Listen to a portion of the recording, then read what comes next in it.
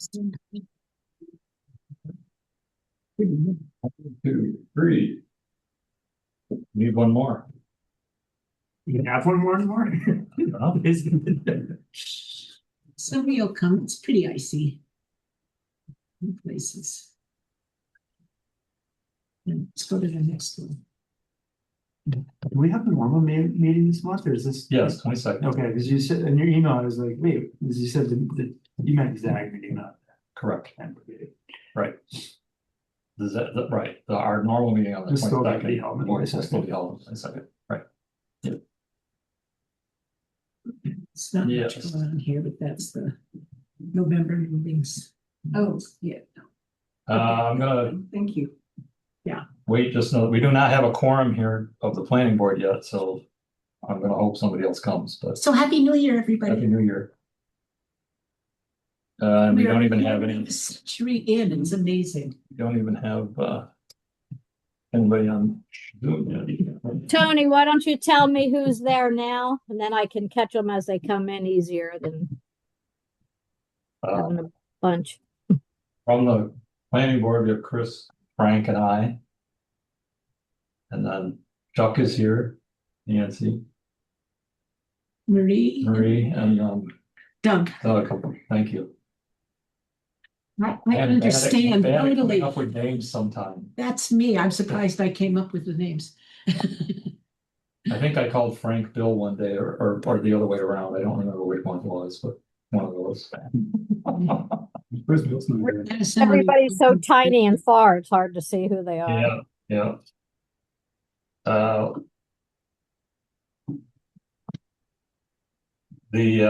I mean, tonight is really mostly about reviewing the definitions for the proposed changes, starting with the letter O. Tony, Tony, can you hear Yes. me? Yes. Okay, so Ray told me that if everybody gets stuck on definitions, that if they wanted to delegate that, Yes. to me and Yep. Ray, that we would do it. Yep, that's fine. Yeah, I'm hoping that we can get through the rest of the definitions at least tonight, but Jim had said he was going to get a hold of the land trust and have them send to you their definition of the conservation land trust. And it got me thinking that you use that abbreviation CLT for community land trust. It seems if we're going to have a separate definition, which I expect we will, for the conservation land trusts, and we still have the community land trust, we probably should not have CLT used for either of them. We should have something that will differentiate yeah, them. we can look at that. Thank you. Okay. Well, let's get going. I mean, I don't think, well, other than minutes approval, I don't think there's anything we need to really vote on tonight. So I think we can start. Did the quorum check? Let's call this meeting to order. It is 6:03.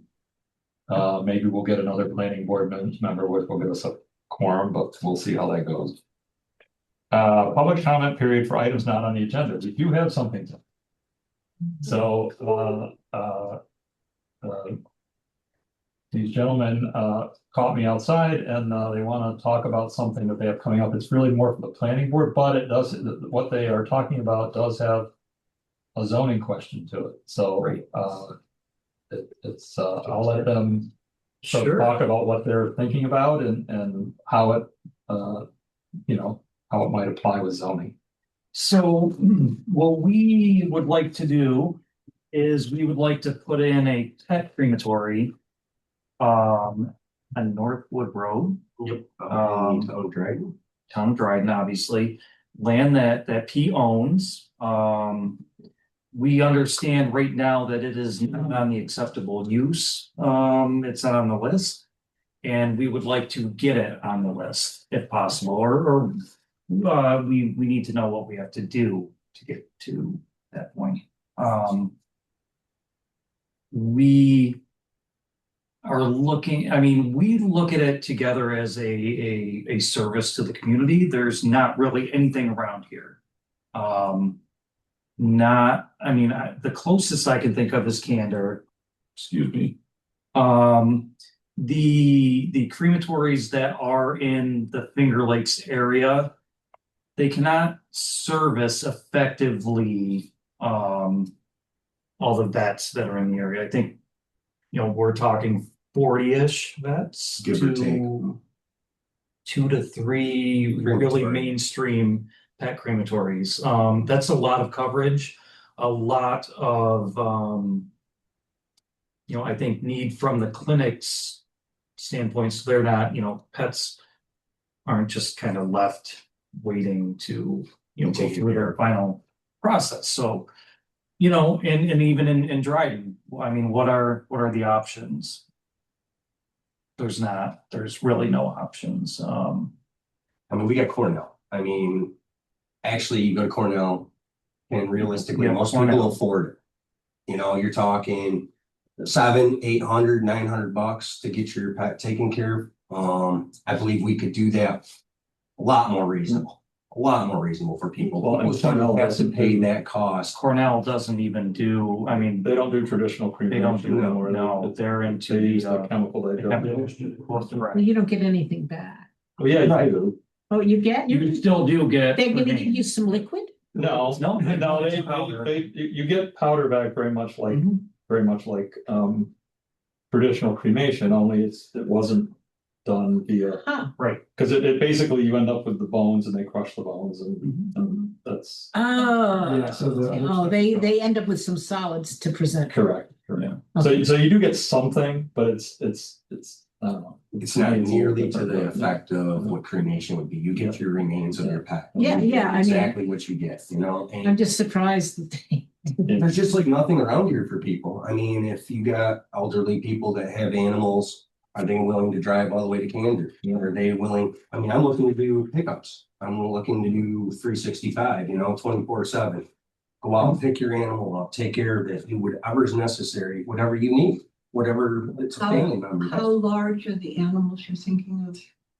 We have our scale would go from, the smallest under 30 pounds up to 120 pound plus. But we're not looking at like horses or Anything. of that anything nature. like that. This is more like really, pets, traditional. Yeah, traditional household pets. Yes. There are some big dogs. Yes, there are.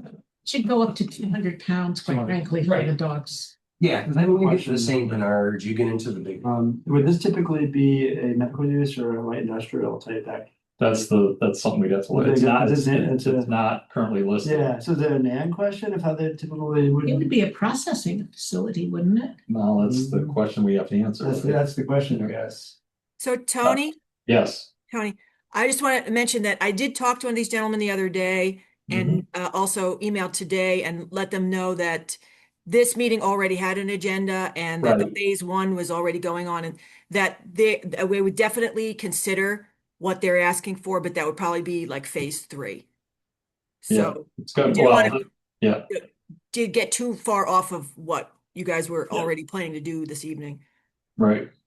So the idea was to bring it up. Like I said, we always have this section at the beginning where we let people talk about things that aren't on We the really agenda. appreciate it very much. But and I mentioned earlier that, this process is, we're gonna be spending the next year, we're working on this zoning stuff, so it's gonna be a bit before you see any like real changes to the zoning code, so at least at the moment, what you'd have to do is work within the existing. No, I fully understand. I just want to Yeah, get yeah, my voice yeah, out there, yeah. get the idea kicking around Yeah. a little bit, Yeah. see if people are willing to, Probably, Yeah. yeah, Well, we could do it with that. there's a process they'd have to go through, and we'd have to do a site plan review for it and all that other stuff, yeah. But they should be able to do it within a year, right? With the variants and stuff. You can't get a variance for a use that's not permitted. Right, So with that being said, what are we looking at for a timeline? Because that's going to impact, our business plan and whether we proceed Well, with. I would say that I did, whomever, I don't know which one of you I talked to the other day, but I asked if you were in a hurry and you said no. no. And I did say over email that this rezoning process would probably take up to 2 years. So that's been, addressed. Okay, I mean, I guess it would be the first thing is to define it and where it lands, right? And so then would that fit into phase two? We haven't really defined what phase two looks like yet. So I guess we start some open questions. Yes, we have to see it, because We just finished phase one, we're jumping into phase two, we haven't figured out what that was in there yet. Okay. so we can work. This is a very, like, this is more of a definition than a. But the other thing is, in the meantime, is to consider, is this a use? How would this use be classified? Yeah, that's what I mean by But that's a question that has to be addressed to current. Against the current zoning code, is what is the current, like, is it yes, uses that are not specifically allowed are not allowed, but is there a way to classify it? But other municipalities have already dealt with this. Correct. So, Well, I So- looked up the New York State Department of State laws, and different municipalities classify crematoria as either part of a cemetery operation or completely separate. So there is a divided precedent on that. Right. Fair Right, enough. so we'll have to look at it. Okay. We'll see. So I can't give you a firm timeline. Oh, that's fine. for That's this. fine. Phases 2 and 3 have not been defined yet, so we need to see where it falls in that stuff. Tony, can local citizens in the town, if they were to research what the ordinance or law is in Candor, say, Yeah. could they make a proposal? Sure. Sure, You could do some research and yeah, I'm kind We of may be slower than astounded you it would want. take 3 years. Yes. What, that the whole zoning rewrite will take 3 years? That someone can come with an idea for something, that. a business to start that would be beneficial to the town, Mhm. and it takes 3 years for the town to decide. Yeah, it's okay. frustrating would that be? I mean, That's- that can't be, That's astounding. that can't be correct. But it is a special moment, Nancy, we're in transition, and Tony said that. Well, Well, you I'm just- I'm just well, mentioning. But I'm also not saying it's gonna take 3 years either, but this process of rewriting the zoning It's gonna take is gonna take. 3 years, I Yeah. get it. And I mean, we're already a year into it. Mhm. Yep. Right? Yeah. So, anyway. Okay, Dan. you know, So that's where, thank you for presenting it. Well, it's something to keep in mind. But yes, it would be good if we could see some information. Well, I mean, we can do the research too, but it'd be good if we could see some information on municipalities who are dealing with it. Okay. Um, Can we come to the next board meeting or so the next planning board meeting is on the 22nd. Yeah. is that 6 And o'clock? actually, that for this kind of project, that's really the meeting that would be. Okay. This would be more appropriate for, I guess, is what I'm Okay. saying. I mean, we're talking about it from a zoning context right now, so it's fine for this thing, but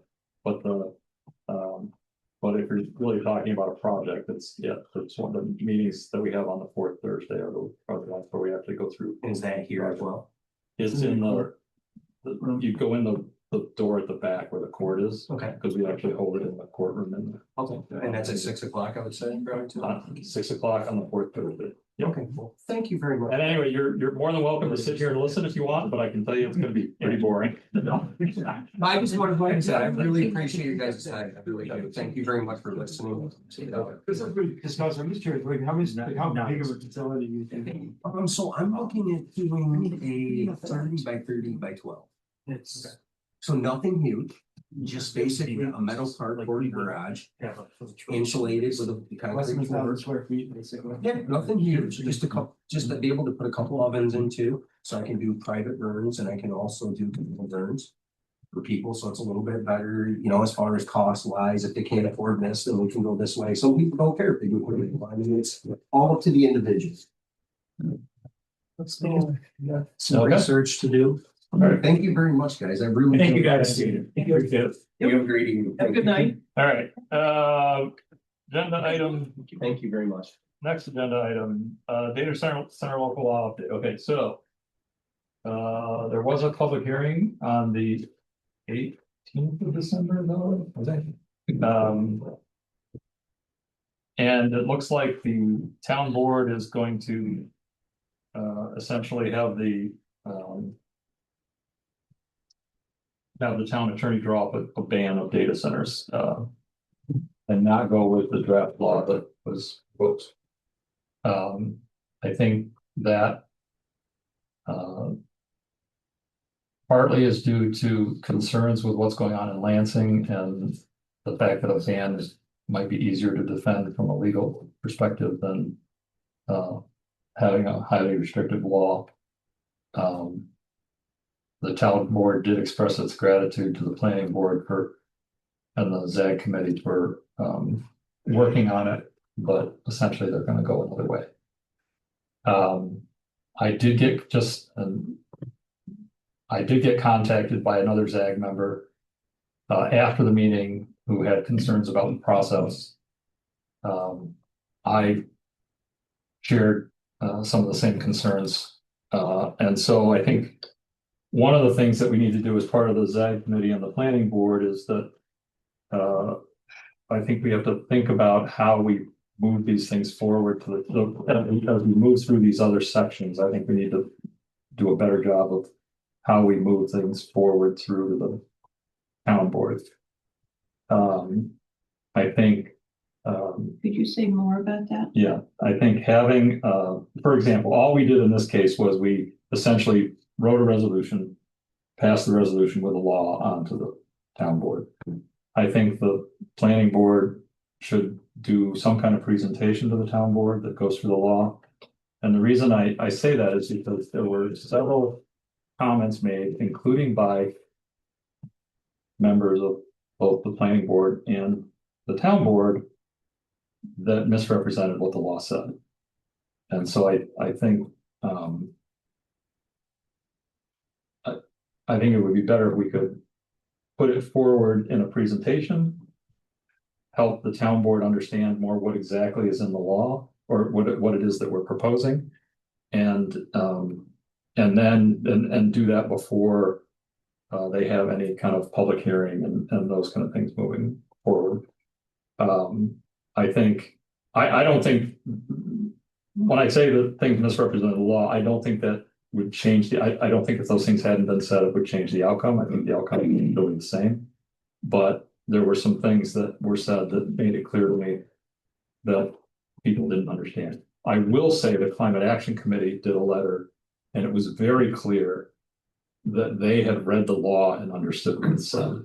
Because that, it was very clear that they understood what was in the law and raised their concerns. I thought the letter they did, the presentation they did was really good.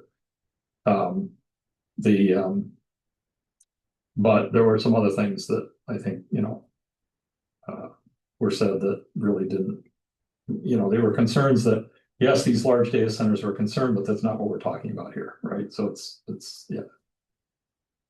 Anyway, so that's where we are. I just wanted to open it up if anybody had questions on what happened with that and where we're going with that. So as I understand it, it's not coming back to us. It's just the town board, right? It's going to just have the attorney draw up the ban code and then go with it. So you guys are just going to deal with it, right? Yeah, we're going to pass an extension of the current moratorium Okay.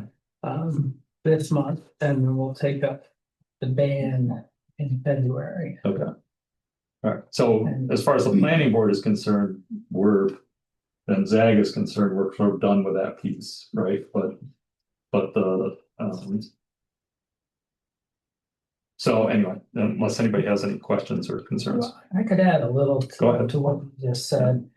I'm not sure, I do think what you're saying in terms of making a presentation is legitimate, considering the amount of work that this body did on the topic. And I think it would have been good to just get a lot of the facts out there and to correct anything that might have been said about the law that you guys, that we, I feel like I was part of it, proposed.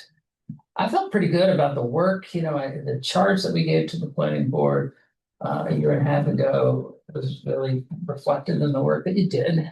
And I was on board with it. I was going to amend it and have a mandatory renewable energy requirement. We had a strongly advised or encouraged before earlier. But then I did some research on that and realized how hard that would be to enforce. Right. And that particular component of the law could be challenged. And our attorney, I think evolved on his view on this as well, which changed our perspective on this legislation. Initially, we enacted a moratorium, as you know. And our feeling was, and I think I shared this with you, is that if we just go straight to a ban, it'll make it seem like that was our plan all along, which it was not our plan all along. However, if we looked at this legislation and made it as strong as we'd like it to be, then we could protect our community and allow this in a way that we were all satisfied with. But then our attorney came back, and I think his thinking on this evolved over the 16 months as well, to the point where he said, they could ask for a variance on different components of this law, and you'll start having points of this law that they will litigate. Mhm. And you'll have,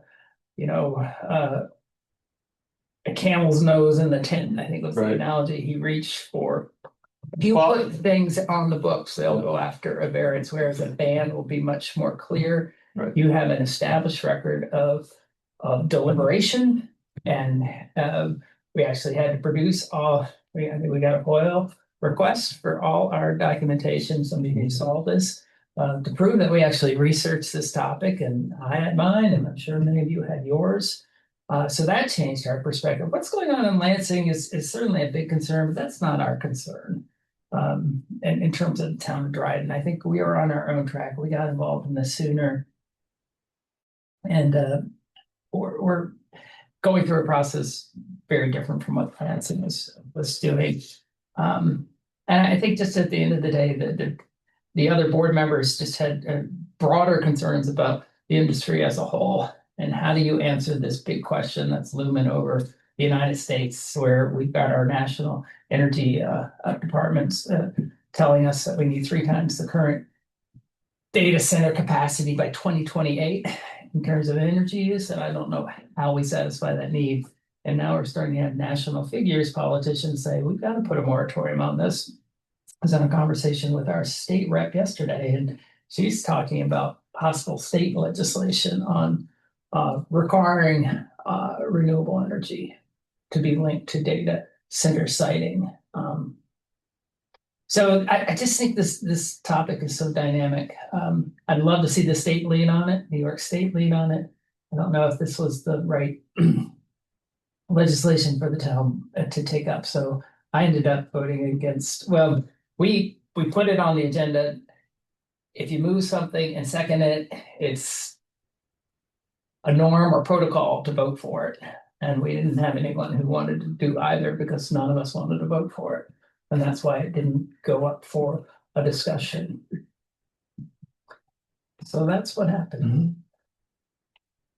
All right, go ahead.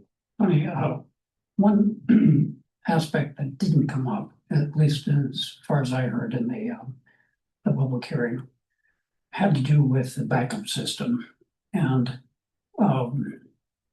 jurisdictions everywhere are trying to confirm that if a data center goes down, that there won't be turbulence introduced into the system, both with formats, whether it's brownout or if it's just generating power and service to anybody who's dependent on the service. And I reread the language in our proposed, in our zoning code that I think Nan contributed. And it's not clear to me if we have a diesel or other backup generators that are 50% or maybe even 100% capacity to take the place if the data center goes down. That part of the 100 megawatt backup system, or are they separate entities? 1 megawatt, the limit that we had? Yeah. You see what I'm saying? The limit that we had was on the power draw of the data center. Yeah. So a backup system would be, Not separate. well, a backup system would have to power the 1 megawatt limited. Right. So in other words, they wouldn't put in a 100 megawatt backup generator to power a 1 megawatt building. Correct. Right. I get that. So the way the thing was written, it was it put a power draw limit on the entire data center. Right, so it's, including the backup. Well, well, the backup, the backup goes down. they're not both running at the same Yeah, time. exactly. So essentially the way the limit was written, it's written on the computing power. All right, So in other words, the computers can't draw, the computers that are running and the cooling systems and all that can't draw more than 1 megawatt. The backup power should only be running when the line power is yeah, out. that's clear. But Thank you. either way is 1 megawatt, right? So it's I see. it's not really including, but it's either way is one. One or the other. It's one or the other, right? Because the idea is you wouldn't be running both at the same time. Is that a megawatt? Do you do that per year or per hour? Or how do you do that? Megawatt is the maximum you can draw. So that's power coming through on a constant basis. Correct. Mhm. Or average. Or average. It depends on how you do it, but yeah. So I think so. Chuck, I just wanted to mention that the letter written by the Climate Action Committee did address diesel backup generator. It recommended that we not permit it. Diesel If- backup generators. yeah, They if we wanted to were gonna- allow battery backup, but not diesel backup generators, but that was another Okay. sort of recommendation. The other recommendation that came from the Climate Action Committee, which I agreed with, is there's one section where we put the limit and it says without a variance, to take out the words without a variance. I thought that was a good point. But anyway, doesn't matter. The town's going, the town board's going its own way, so. I do have one question though, Dan, because our law, it barely even constitutes a data center, right? It's very small. At what point does something we're looking at in a site plan review become a data center definitionally? That probably should be part of that law. Because there might be small business with the rack of servers and stuff as part of that, correct? So at what point does that hit? And I think that would be important to be included. And Yeah, we need to define those Define. where it's primary use, because if it's a business, so for example, if it's a research business, but is it secondary use to a primary Right. business? I mean, Right. that's a gray area. yeah, we'd have to think about how that works, but Can't we do that with our Yeah. update? yeah. And remind me, we have crypto mining in the definitions right now. And We did have crypto mining in there. We did not have AI definition because of the power cap limit on It the. wouldn't even work as an AI. Yeah, so AI data centers draw more power, but what it means is we physically limited the size and the draw. So you could either have a traditional data center that's this size that draws a megawatt, or a smaller physically data center, AI data center that draws 1 megawatt. But with the megawatt limit, we talked about this early on. We didn't think we needed an AI definition. I think in a ban on data, we may have to put it in. I'm not sure. That's a lawyer question. I'm not sure if we need a definition for it or not. Oh, no, you want to go? I'm sorry that I don't remember exactly what wording, what definition in Lansing TeraWulf was targeting. That's a much larger operation. They're talking- I know. Yeah, But they they filed their suit, as I understood it, on the definition Mhm. that weren't in place. And they challenged 3 different definitions. I don't remember what they were all. Yeah, but there was. But there were. Warehouse, God, what was it? Processing. It was research, warehouse, and processing. Processing. And And they they ended got up it getting a processing. things under processing. I'm wondering that when you're talking energy usage, isn't that actually what the town was most concerned about? Mhm. So if you're banning stuff based on excessive or huge energy usage, I think that gets to the point that almost everyone was concerned about. Whatever the project is, it's the energy use that. Which is a new metric for us to look at. It would be a new metric, and the fact is, that was one of my points, is, and it's actually one of the things we talked about in defining the law, is that these small data centers, as we define them in the law, there are already things in the LI areas which make Draw more more. noise, draw more power and use more water than what any of these data centers would use. And so that's something to be So considered. do we already have something in place that draws more power than Yes. what you're trying to do? I don't think we should name names on record, but yes, there are Okay. businesses in town that do. Yes, Okay, there are, and I can tell you, just think about it, manufacturing businesses, and especially some of the manufacturing businesses that are in town, they draw lots of power to manufacture their products. so is there some way we could write something that we're concerned about any additional businesses drawing? Well, but that's, I mean, really, this thing was all about data centers. Well, I know that's what people are starting about, but the reason it's about data centers is because people are concerned about their electricity bills. Well, There's a and- lot more to it, Nancy. There's a value to the community. You know, Yeah. there's Jobs. right? There's Yeah. much more to There's it. Well, and the safety other if thing that it's not- concerns me is Chuck brought up a lot of the stuff around the what the housing committee and others have been working on, affordable housing Yeah. committee and the nodal development. Mhm. And they talked about, well, they were concerned about data centers being near where this nodal development was supposed to happen. There's already things in those LI areas which also would negatively impact for nodal development.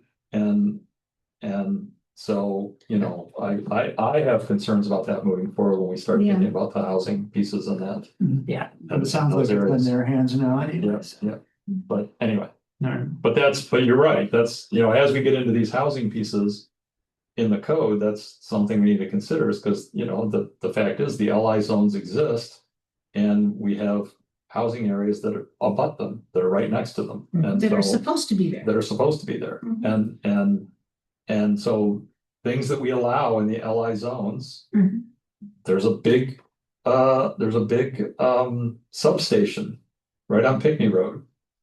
Sit next to that and listen to the hum that thing puts out, right? You know, I mean, there's things there that, yeah, anyway. So I have a few concerns based on this development. Just because the town board didn't even put their opinions on record, and didn't even go to discussion. So we're going through this process of this rezoning. Is the town board just gonna say, we're gonna do what we want? Disregard completely what we did? I think we did discuss it. I certainly did. Talked quite a bit to the point where I thought I was talking too much. So I mean, if it's not did you even, listen to the meeting? no, I'm going to. Okay. It's just what I've heard from people that were there. So it just sounds. There was kind of some like discussion to- at the town board. Yeah, but they're not vote on it. There's Yeah. no, I mean, it's. it's coming from a fact that we spent, over 6 months of But this is deliberating this heavily and. true. And that's the messiness of government sometimes. That Right. the county's not happy either. They had to review that law and write up at 239. Well, and that's the There other, was still a lot of work that I thought needed to be done on there, Yeah. but. Yeah. To not get any feedback other than now we're gonna ban it, because if I remember correctly, someone, I think it was maybe Craig, at the very beginning when we were tasked with this, brought up the question of.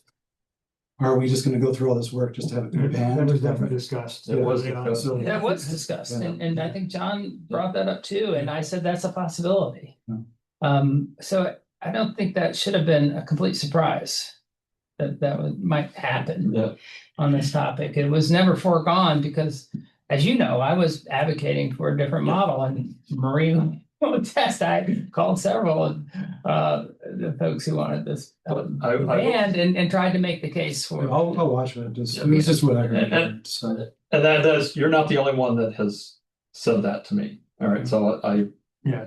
I've heard it otherwise, so the thing I hope people take away from this is that I think we want to talk about how we pass things up to the town board in the future. I think like I said, doing some kind of presentation and doing it in a different way. I think will help some of that, because in doing the presentation, there's going to be questions and answers and some discussion that happens just naturally as part of that. Yeah, because I'm thinking of like all Yeah. this stuff that Yeah, we're yeah. phase 1, phase 2, all that Right, stuff. right. Okay, so It's- just they're- there is a much clearer roadmap for what Yeah. we're doing with the rezoning and the update, which is to make it reflect the comprehensive plan and to make it more housing friendly. And if we're doing that in our work here, well, the town board is gonna be pleased and happy and informed by the work that you do. But the next thing, the other thing we have coming up is the battery storage piece too. And that, I think, probably will take an educational I think we need, moment. that's why I think we need to do a There are some presentation on nuances that. to that. Yes, I think we need to do a presentation on that. And, you know, why, you know, so then give the town board an opportunity to discuss and ask questions, right? And I think, so I think we want to do things, I guess what I'm trying to say is I think we want to do things a little bit differently than we did with this particular one. Like I said, I don't think it would have made a difference in this case because of other things that happened. But it just sitting at that meeting that night, I was thinking that, you know, I think it would be better. I was trying to think of better ways to kind of make sure that the people that are making the decision have the information in front of them that they need, I guess is what I'm. I think the bigger problem was just that everybody felt there was such a time pressure. I think you would have had a better presentation if people hadn't felt they had to. The time pressure, right? Yeah. But anyway. All right, can we move on to the, all right, you Definition. guys okay? Yeah, I knew people were gonna have questions about this. That's why I wanted to have it on the agenda and get it done. Man, can you bring up can you bring up the, oh, we have Pat online. That's good. I didn't see that earlier. So now But she was on just as you did, Bob. Oh, okay. If you, Well, Tony. the people on Zoom can't really count towards a quorum. We're supposed to have 4 people in the room, but. And Like I said, I can't vote. and yeah, so we can't vote on anything tonight, but we can review this stuff and go forward, but. Let's see if I can make it bigger on our screen here. So we can see things. There we go. Oh, we can get rid of this. All right, we're on O. So the first red line piece is overlay district.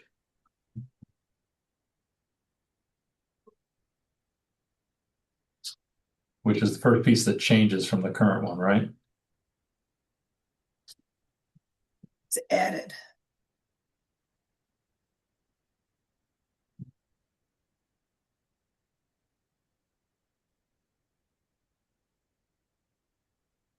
I don't have any issues with that. Yep. Good.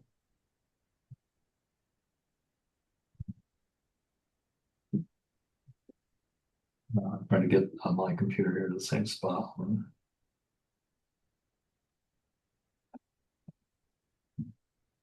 No issues, no comment. Hit the lights. I think that helped last time. That's the lights. Oh, yeah. All right. I can see the room better. Yes, me too. So there were some definitions that weren't touched, which had to do with office building, office space and outdoor storage. I don't think we have any issues there. The overlay district, anybody have any comments on this one? Sounds like no. Can I quickly at the open space, just see what it says? Open space, yeah. Any space characteristic.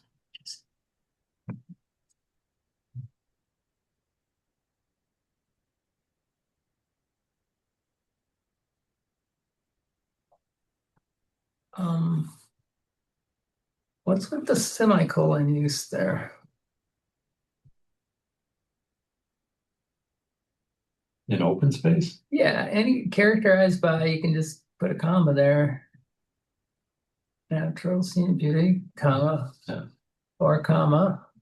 You don't This need is- any punctuation there, really. This is the existing law. Well, who wrote that? You know, I'm probably Yeah. correcting somebody who may Yeah. no longer be. We probably do that, but yeah. Does open space, if we think about phase 1, which is what we're focusing on housing things and stuff, is that open space, I think, does come into play there, does it?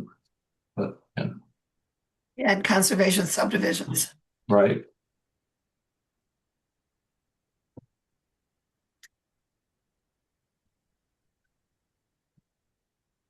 outdoor storage could have a, Are we gonna jump into the existing stuff right now, or no? No, I just wanted to make sure what it was saying there, that, I mean, I see lots of gray areas in that, but it gets the point across, we care.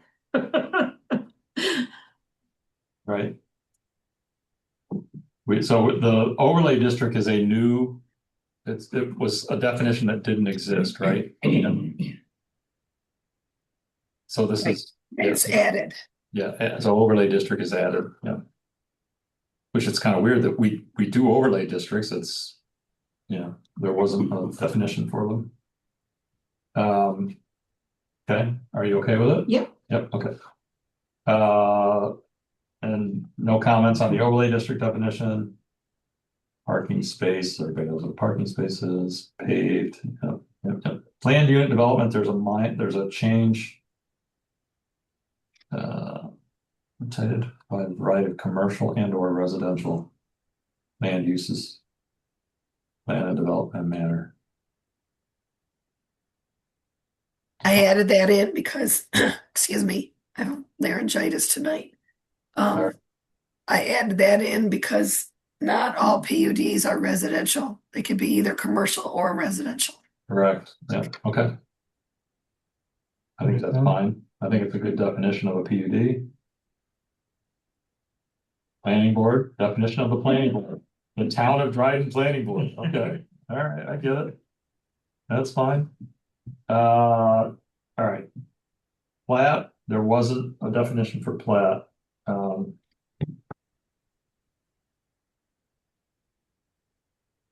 Pretty straightforward, I think.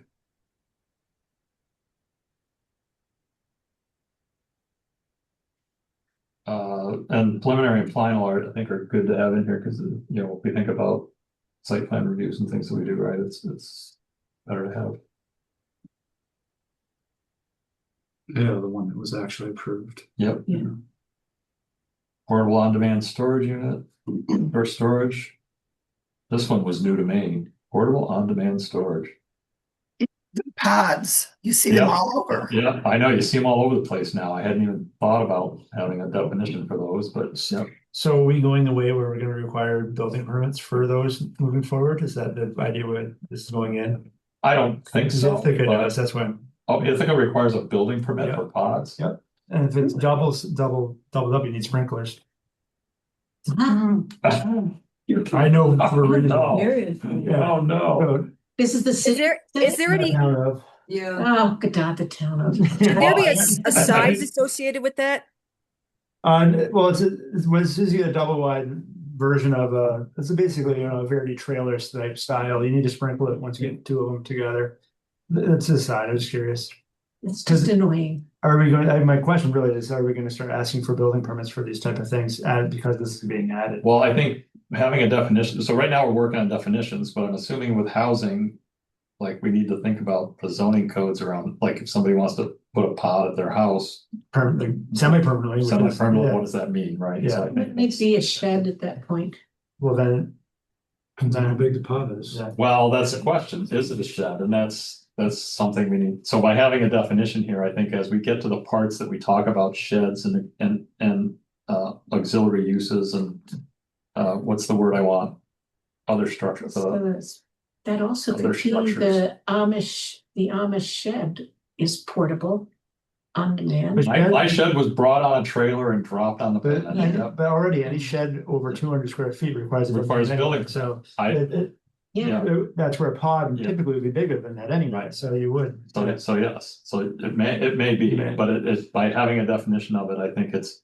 And then you enforce setbacks and all of those things. You can't put a pod right up against your land. What's the word I want?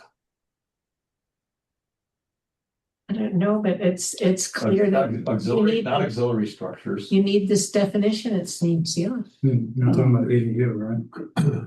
Well, an ADU is, When you put a window in it would be an ADU, right? yeah, take a pod and put a window in it. Well, either way, the definition to me looks good. I'm just curious about the intent, so. I think we need it, I think we need a definition because people are plopping them down all over the place, right? Yeah. So it's, Would a shipping container be a pod? The same idea, yeah. Same idea. Yeah. It's the same idea, yeah. I mean, pods are the residential version. the of a shipping residential container. version of a commercial shipping container. Yeah. Is it strong enough to say such units are typically used and then have this time dimension thrown in? Mhm. When that's actually what we want, isn't it?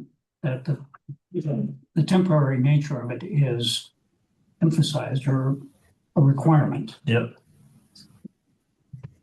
So I have one question about what So I Chuck had was just saying. He says they shall not be considered a permanent accessory structure. Would it be better to say shall not be used as a permanent accessory structure? Well, what if you had a fancy pod that you used as a sort of a man cave or an outdoor office or something like that? That could be perfect. Then it becomes an ADU in a way. Then it becomes an ADU. Yeah. Which would require other things. Well, that would be the same, wouldn't it, if you got the.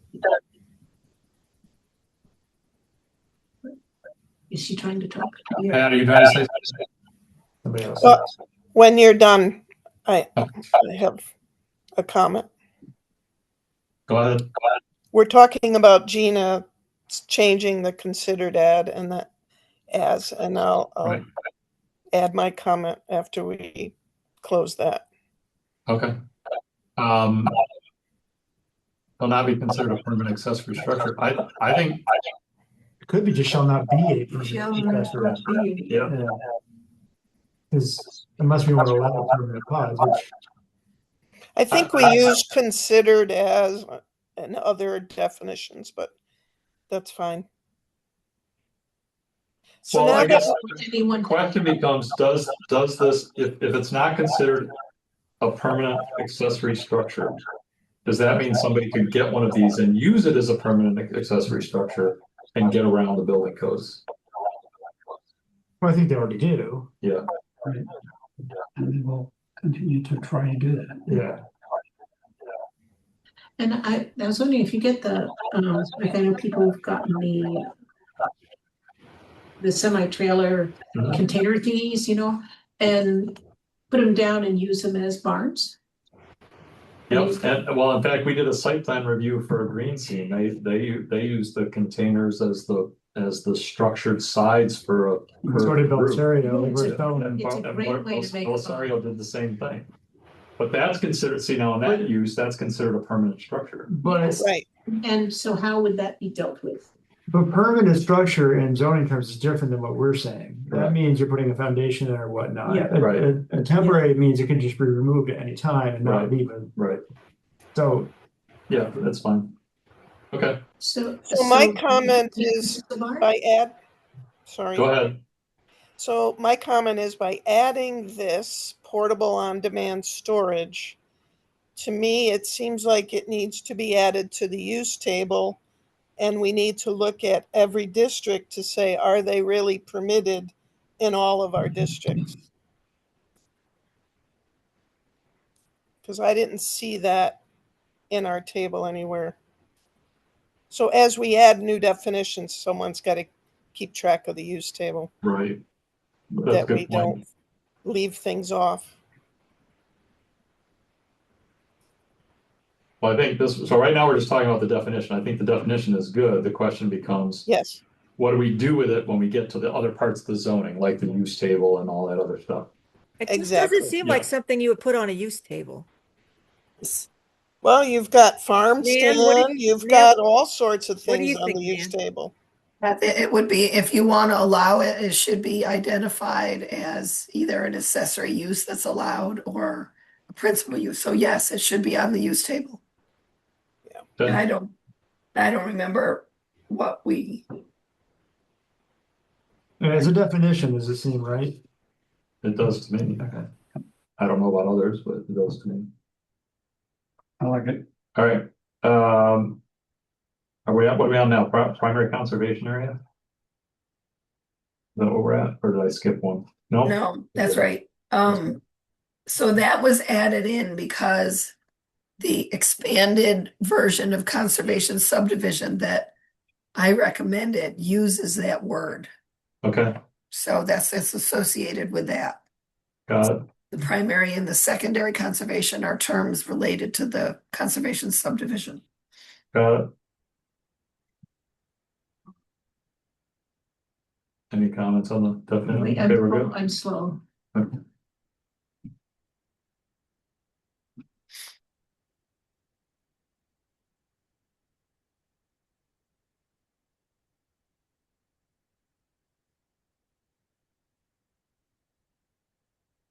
So that the only thing that you're gonna call primary conservation area is, oh, it's, but not limited to, included, but Yeah. not limited to, okay. Right. So it could be more than that, Right. okay. Principal use. We didn't have a definition for principal use, huh? I would Okay. I would take or principal out of the definition. Just leave it as the main use. Is the main, so just take, yeah. Is the main use of the lot, right? Got it. Is this an adjective, principal use building? No, How would you use principal use? it's the primary, the principal use is the primary use of whatever site, property, site, building that you're looking at.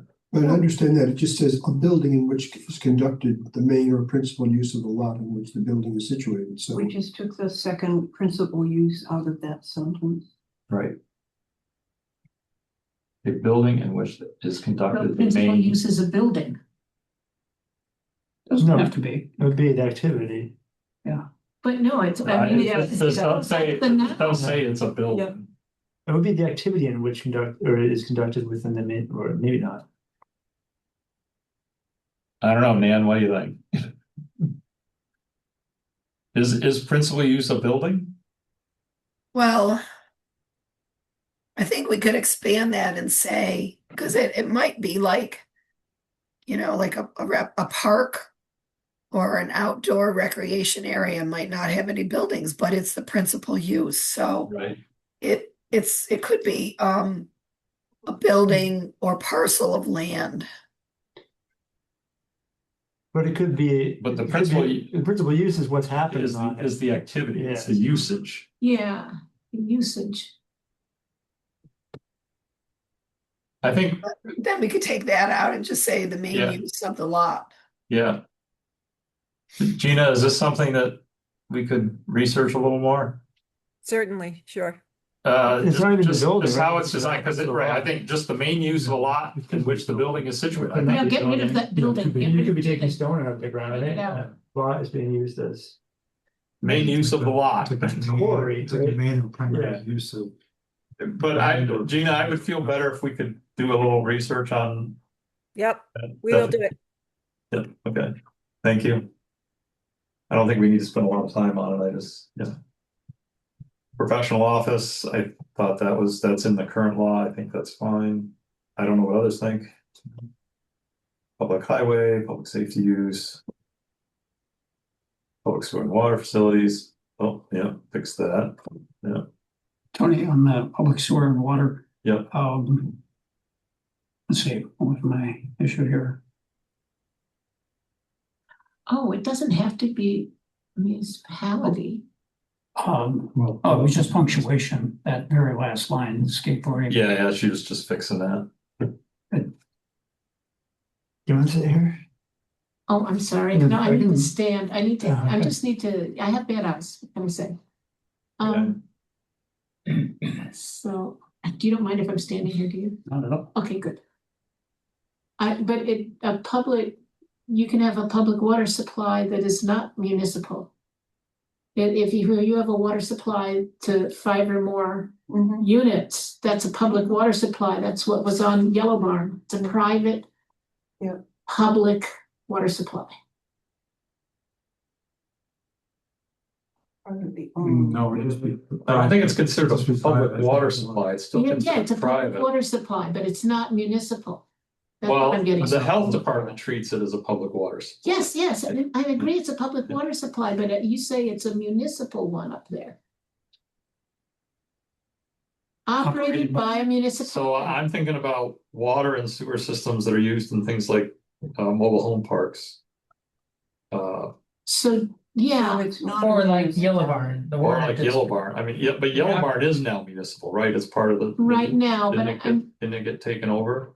do you want? We run it, but only the people who use it pay. Pay for it. I mean, So it's, it's It's operated by. it's kind of a private, it's a public-private. I think saying operated by a municipality is not going to be correct. What would you have it say? Put a period after distribution system. Well, it's more than that. That Well, that it's, no, but you gotta, the health department as a public system. well, wait a second, you don't read just this, it's, these are like a public sewer or water facility is something operated by a municipality or a sewage disposal water supply distribution authorized for Authorized for public use. use. Yeah. Or so It's the a- or it's not only this, but each one of these Right. clauses. So is it does cover like the Yellow Barn usage, whether for a residential subdivision, which is the case of, Because it was right. It was It's operated for public semi-public. use. It was it's a private water system, but it's operated for public use. Same thing would be true of one that's in a trailer park or a mobile home park, right? Any of that, right? So I think it covers it. I think the semicolon's good, but yeah. Yeah, she's gonna fix that. All right, public utility, probably the same kind of thing, right? Yeah.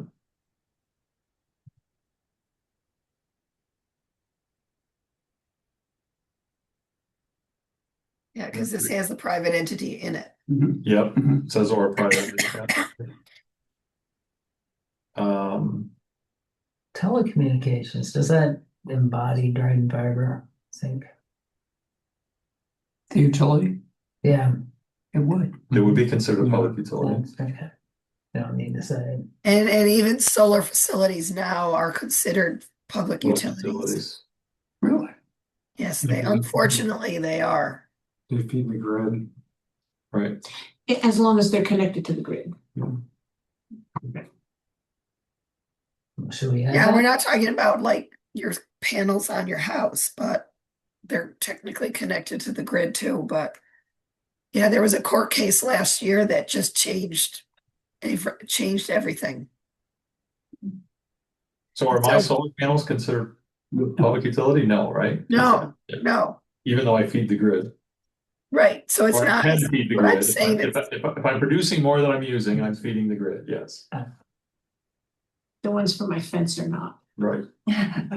so the problem with the public utility in solar is that many communities have like conservation zones and they only allow, very limited uses in conservation zones, including many communities allow public utilities to be in conservation areas. And so now the solar industry is using that to put solar farms in areas where that was not really intended to be a use. And so it's really blown up into a big problem. Well, we have a separate solar law, which sort of kind of supersedes all that, right? As long as maybe not. Yeah, we'll have to look at that. You'll have to look at it. We'll have to look at that. That is one of the things I think we're gonna have to look at as part of this, but recreation.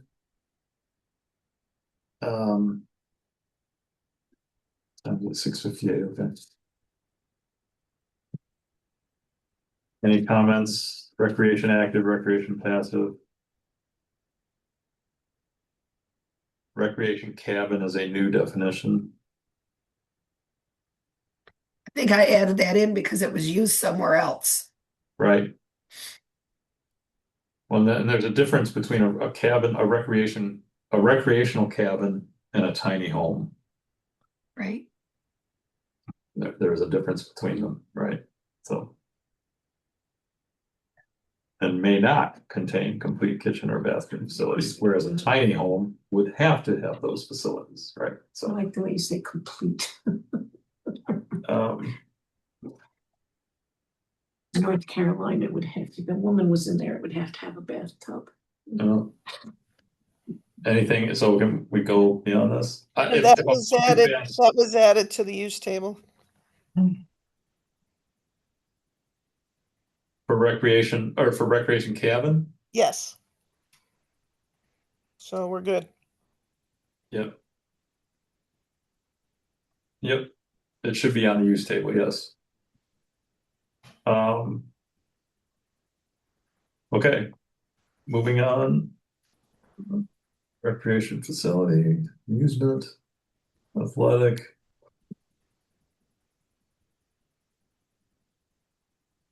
I like motorized.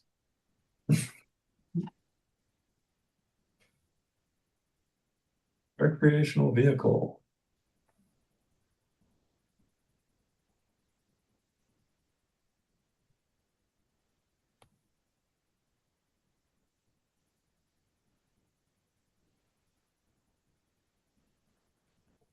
No, I don't see recreational vehicle added to the use table.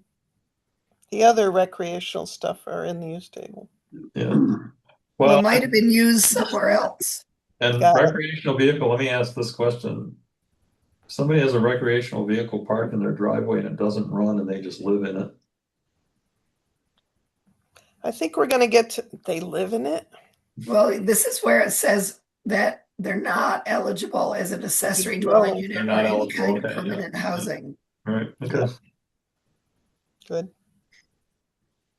Well, and I think about there's a property, it's not in the town of Dryden, it's actually just over the Cortland town line that they're building a house there and they've been living in an RV for I think it's going on, yeah. Across from the golf course. Yeah, it's been going on, what, 10 years, going on quite a while.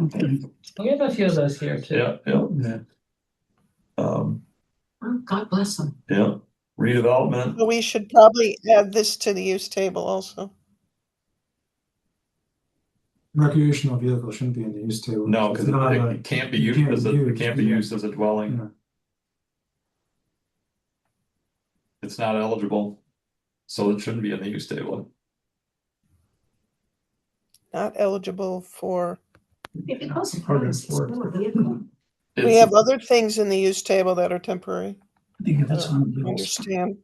It could be solid. Probably comes up more that it's I'd have to look and see where it was used, how it was used somewhere else. I don't remember. Yeah. I mean, you're never gonna apply for a building permit to have that parking here, so it doesn't really apply to the use table for that reason too. Right. Okay, but we can, But I want to see it in, if it's in the use table, then you could say it's prohibited in certain districts.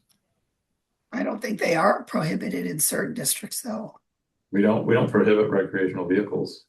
Yeah, you don't even need to have it in there. then- Frank said, you're not gonna apply for a So permit then you, to have it. They're just gonna but apply. then you it. could And put it for, Driveway. Like, yeah, you don't need to have it in. You just there. can't have somebody rent it out and have somebody living there. That's Yeah. what, Right. that's where it And is. we already have policies on that already. So. You can't Airbnb it. No, I'm I know sure somebody does. I know there are people that do. yeah. Yeah. Yeah, it was Yeah, I used guess in- when we go through the use table, we may, vehicles in general aren't in the use table, and this is considered a vehicle. But it's used 8 times, but not in the use table, but it's mentioned in other regulations. yeah, okay. So when we need to do a full review of the use table when we're, afterwards, we can talk about it. Got it. I agree. So if you put a new roof on, you've redeveloped your house? Sorry, what? You're on redevelopment. Rehabilitation of existing property improvements. That would be a new roof.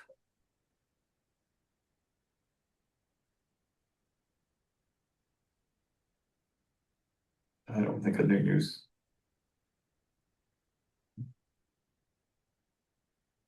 I mean, that's the current thing that's in place. The current definition that's in place. What do you think, Dan? Would that include putting a new roof on my house?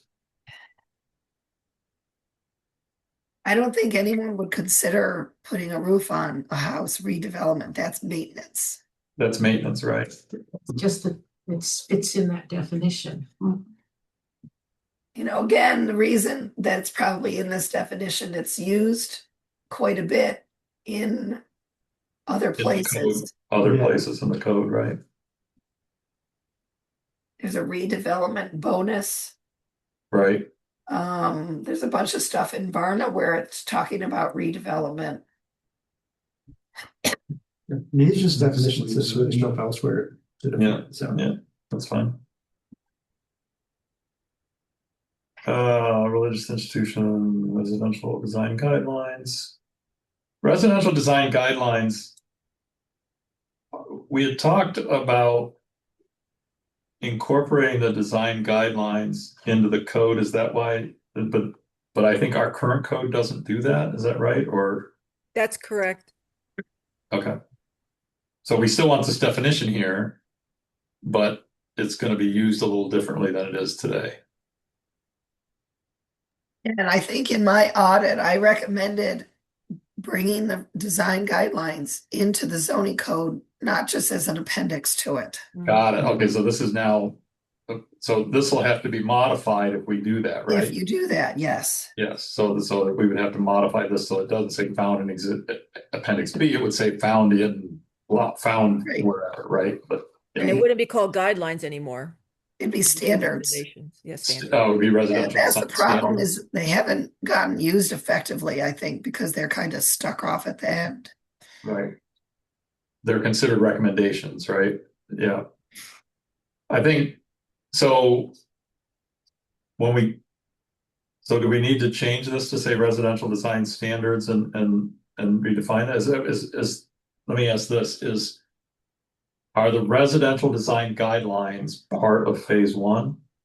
No. No. Okay, all right. So we should leave this one. So leave this one alone for the moment, but this is one that when we get to working on that section, we're gonna have to come back to.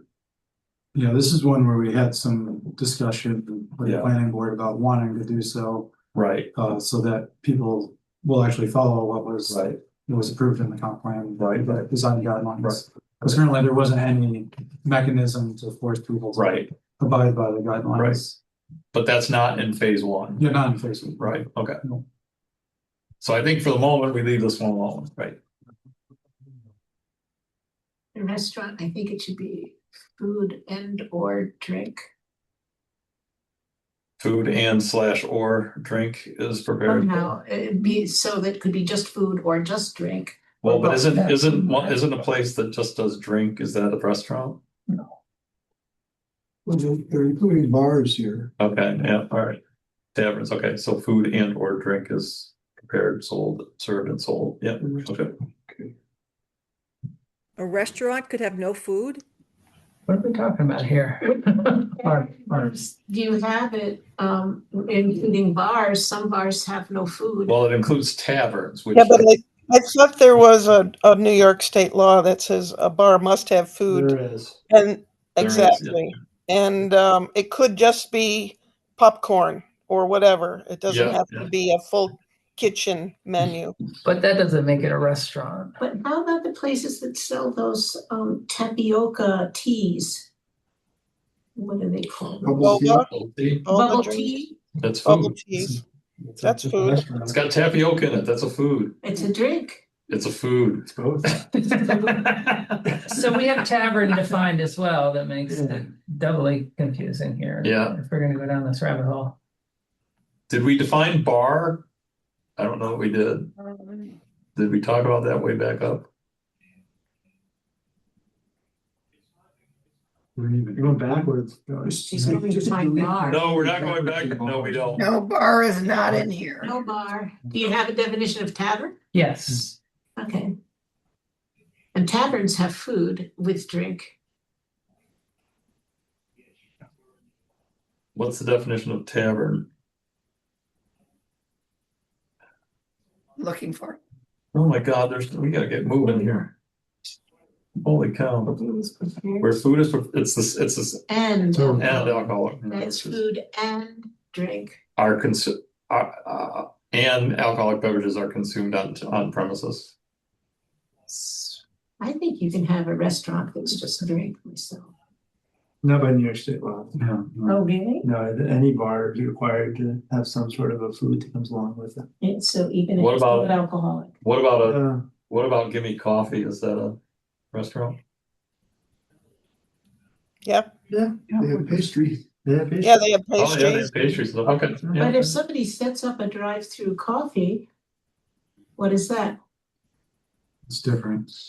So does that matter anywhere? Is that allowed in the town or is it not ever allowed in the town because it's never defined anywhere?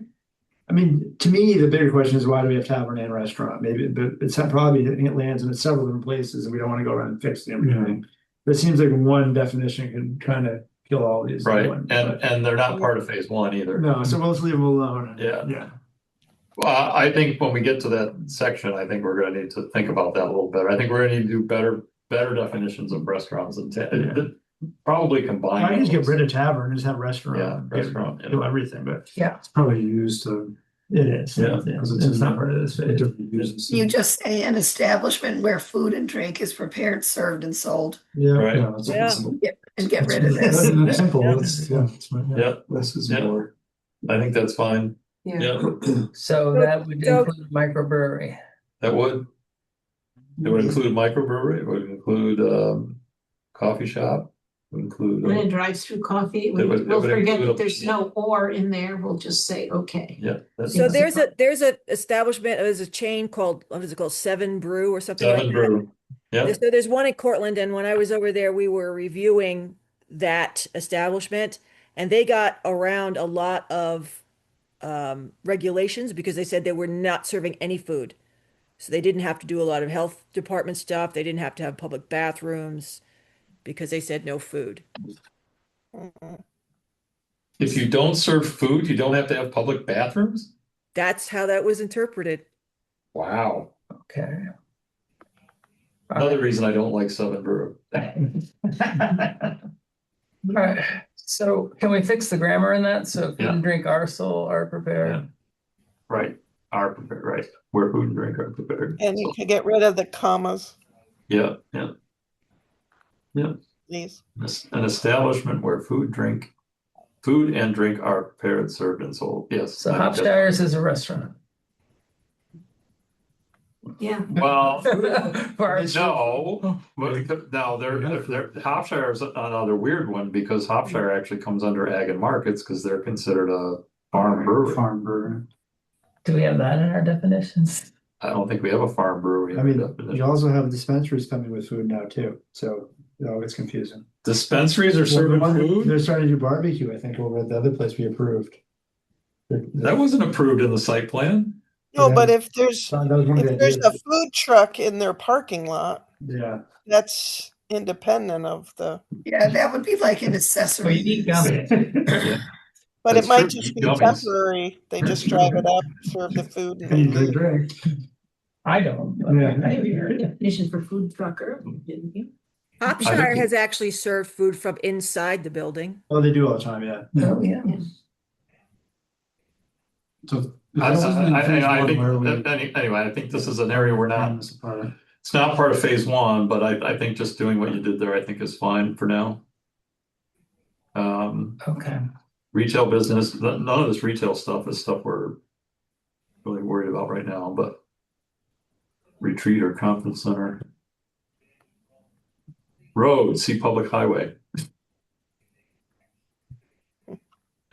Tavern, see restaurant. See restaurant. Let's do that when we get to it. Secondary conservation area, this could affect housing, right? So this part of, Yeah, this is part of the conservation subdivision.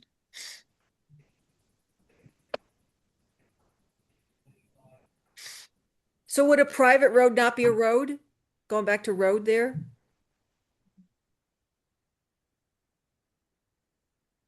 a It's in public a highways. private road is not, is something different than a regular, than a road. On a highway. A private road is a driveway, isn't it? Real, but I mean, it could be into a private development. But as far as zoning is concerned, Yeah, see, so, yeah. are we only concerned, we don't, What is a logging road? Don't you have highway design standards in your subdivision law? Well, it's not a public highway for sure. But private roads have to be built to public standards, usually. right? So they're roads. Driveway is not built to public public highway standards. So what did you have for under road? See public highway. Oh,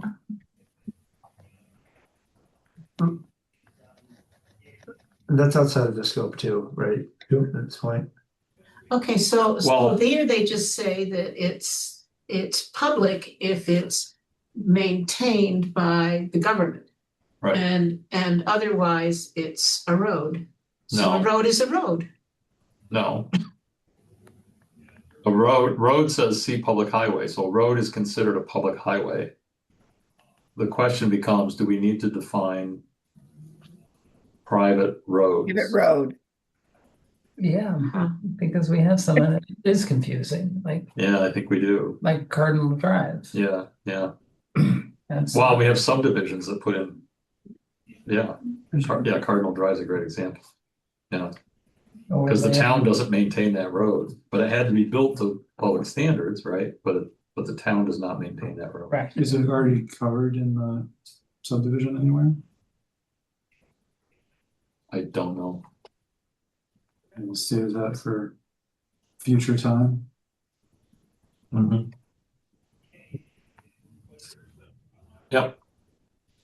Nan, do you think we need a definition for private roads?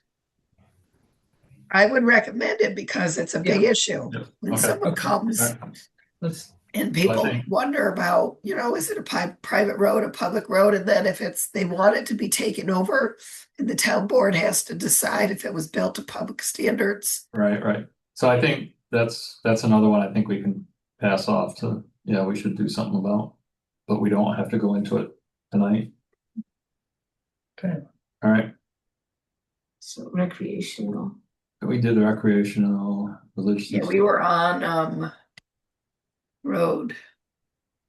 Here. Secondary Road, yeah, conservation. secondary conservation area is what we're on right now.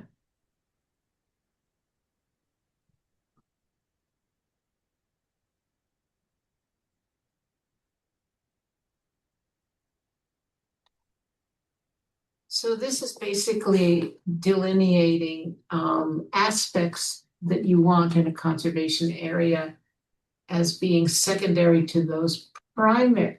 Well, the other one didn't say it was primary, it just said it was including but not limited to, then the list of things which were recharge area and waterways and things.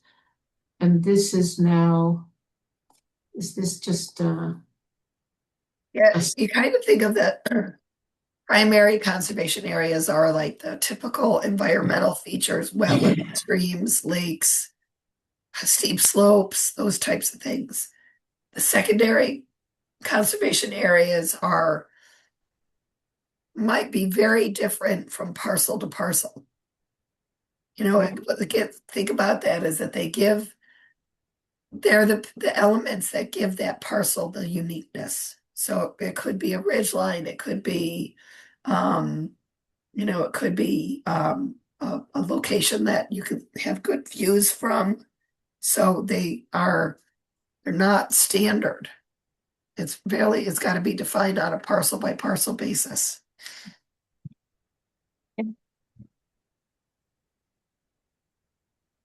So that's why the other one said primary. That's right. Because this is now secondary. Yeah. That's good. Is that parcel by parcel characteristic emphasized here?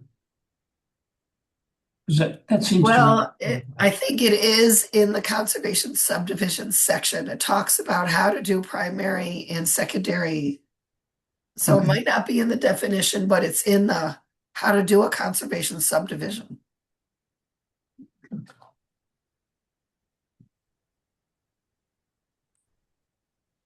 But we could add that in if you think it gives the richness that we need to capture there.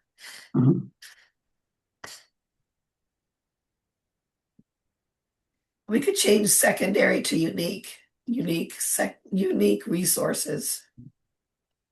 Yeah, okay, yeah, I like that, That's yeah, good. yep, I like that, yep. Yep, I agree, okay. Secure foundation.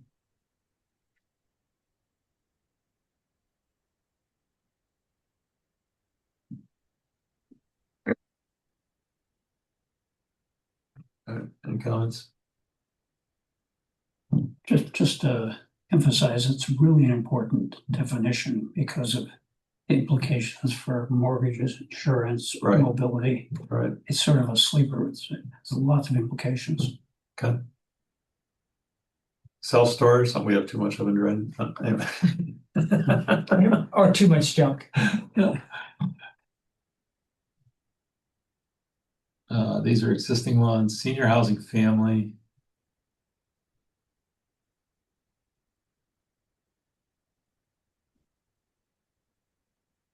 This is the definition that exists. You know, there's all sorts of different kinds of housing and all sorts of different kinds of senior housing. This is just one of them.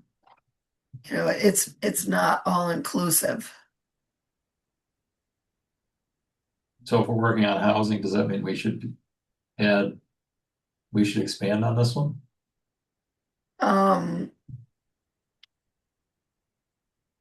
I like to normally, and I don't remember if I added them in or not, but when it comes to the housing, I like to be very explicit about the different kinds of housing. You know, some communities just call them all multifamily dwellings, or multifamily, you know, developments, but they're not. They're very different. I'd like a step up community that starts with single family homes and goes through assisted care all the way to nursing home would not fit under this definition. Right. So I think this is one, so we may want to look at expanding just the housing definitions in general through these definitions. Mhm. And I think that's something we don't need to go into tonight, but Gina, I think this is something if with Nan and I think that's definitely something we should look at. And maybe the housing committee. Yeah. That's a great idea. But I'm sure that. whether these are rentals or owner occupied, Yeah. I think that might, you know, senior care facility. Yeah. I think some of these housing definitions are ones that they should be expanded, and I think we need some more input on that. Let's pass it to the housing committee. I like the sound of that. I know we have representation from the housing.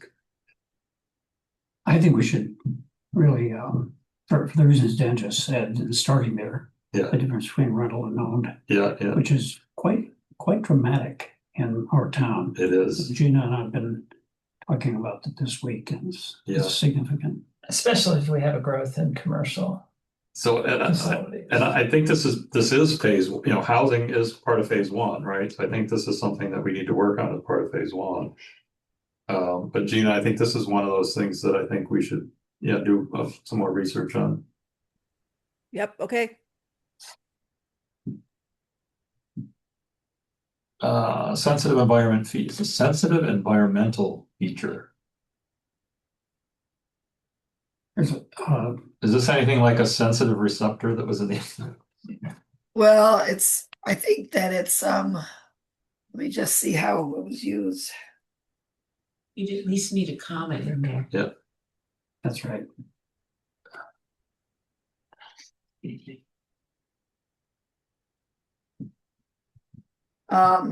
Yeah, I mean, I just think that it's like rural, it's like character. People talk about it all the time, but never define it. It seems good to me. So Is it actually used within the code? Yes. Okay. I just checked, it's used in 4 places. Okay, that's really important then. It's land before rarity. It should be there. Yep. Okay. Should we add, I know a bog is a wetland, but it's kind of unique in itself. Could we have bog added to that? And fence. Bog, fen, swamp, Yes. There you go. Yeah. marsh. Fence. There we go. Yeah, nice. What about vernal pools? You might say marshes. Yeah, if you want to put vernal pools in for people to think about, that's a good plan. Do we have any? Do we? Oh, yes. Of course we have. Vernal. Of course. Oh, yes, you do. We have lots of vernal pools, Okay. thank goodness. Lots. Where I've seen one, that's They're everywhere. Okay. Probably every woodland has a vernal pool in it somewhere. Keeps our salamanders going.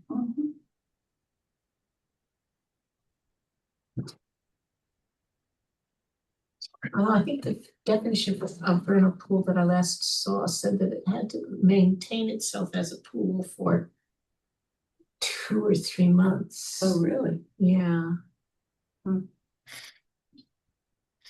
I think most of them usually just say that it holds water temporarily. Yeah, but it's Yeah. really Yep.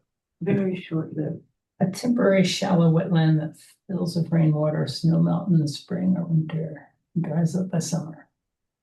Yeah, I know my lawn. I have one of those in my, I was just gonna say, I have one of those in my lawn. Those are all up. I think the DEC definition is something, or the federal land water, one of the regulation ones said that it was 3 months, but I think that was the federal one. Yeah. That's okay. As long as we just say vernal pool, then people can think about it. Yeah. Seeker.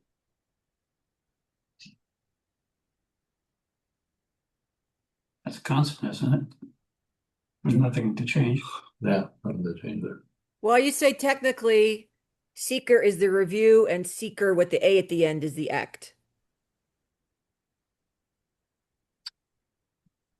Yes, is the act. Seeker is the. So it should have. Yeah, it should have an A on it. Yes, that is the act, right? Thank But what we do is seeker without the A. We review. This would be do because of the act. Right. Service business. Now this one. And one of the reasons I think that this was really looked at here was because of the moratorium and the data center law. Because there was an argument made that a data center is a service business. Yeah. Right. And so this brings up something I wanted to mention at this meeting. We need to pass definitions, including service businesses, this month to do our other things that I described earlier, a ban and a moratorium. So I wanted to make the point that we have had our lawyer prepare definitions for a service business. And he just sent this last week, so sorry it wasn't top of mind when I was talking earlier. I had to dig this out.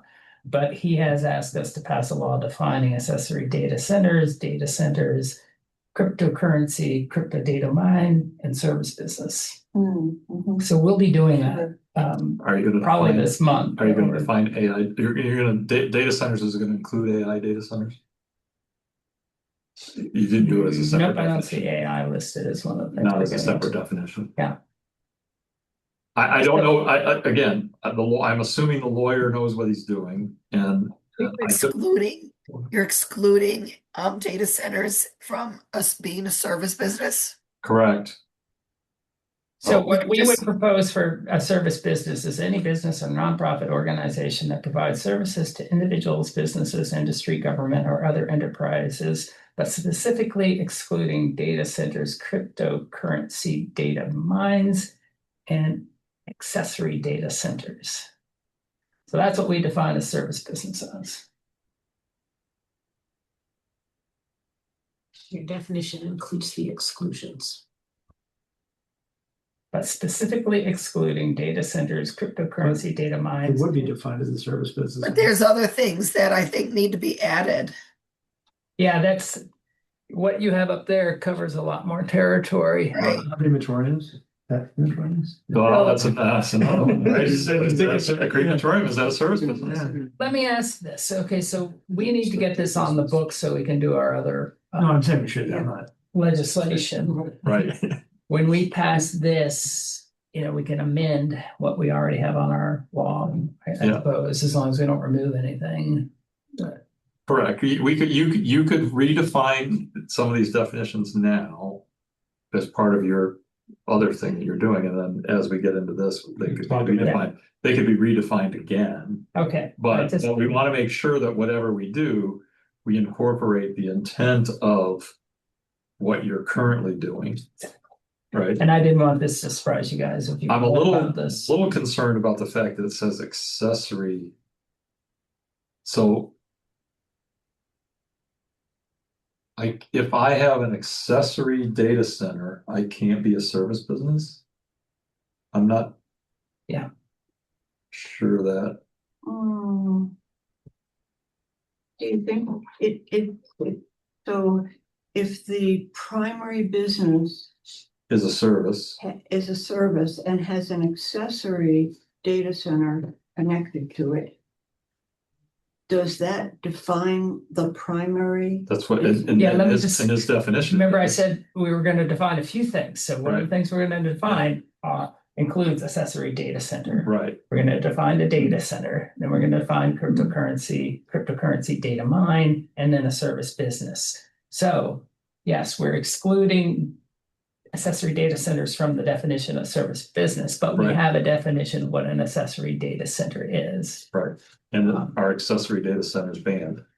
No. Okay. All right. And did you want me to share the screen with the? Yeah, I think that would be best, Gina. So an insurance agency could have an accessory data center for. Well, and isn't an accessory that, so for example, if I'm an insurance business and I have a room that's full of racks of computers, is that a data center? Even as that's what I was asking up front. This is definitions. This is not the ban. We have not written the ban yet. Correct. So presumably we'll allow. Well, I have to discuss with Nate. I don't want to get out front, but I didn't. It's not my impression that we're banning accessory data. So what's the definition of an accessory data center? She's throwing it up right there. Data center. It's pretty small. Yeah. Cannot dominate the property or operate as an independent principal use. And that's something I understand we will allow. But I haven't seen the legislation, but presumably we're going to allow that. We're going to be a little more. If I want to use my accessory data center for crypto mining, then you're a bad person. You probably aren't going to do well at data mining. I know. Well, then you drive in fiber, you'd be able to move pretty quickly with it. That's right. Oh, we're facilitating the very thing we're trying to stop. I have 30 terabytes. Is that considered a data center?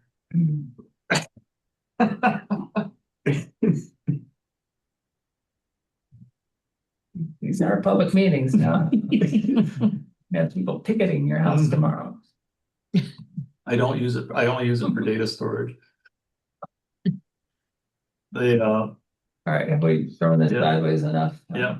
All right. So that these definitions. So as we get into these, Nan, we'll have to take into account what the town's doing with this other they're working on. Yep, I got a note for that. Okay. All right, thanks. Setback.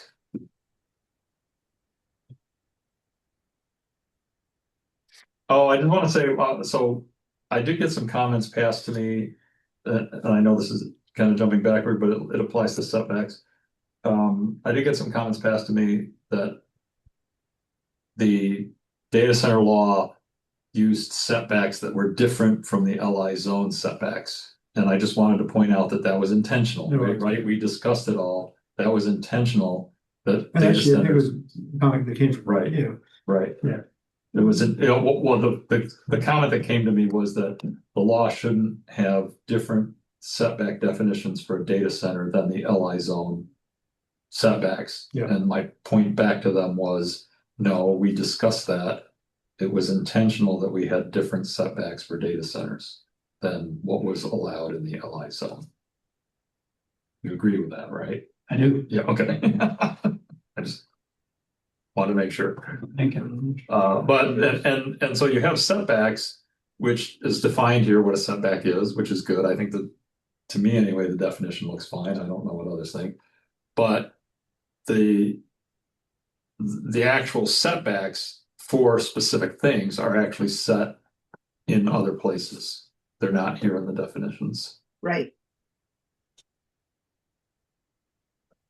This is just saying what a setback is. Correct. Yep. Short-term rental, you have- Personally, I like the front setback because right now it's sort of a mishmash. Sometimes it's from the center line, sometimes it's from the back of the ditch maintained Yep. by the town. Yep. I'd love for it to be standardized. Well, and that I think that was a point that Janice is ZBA, right? Yeah, I think that's a point that Janice had, is that for ZBA, they struggle with that. And so having a standardized definition of what the setbacks are, I think is good. Yeah, because the code as it's written right now says setback lines, see yards. I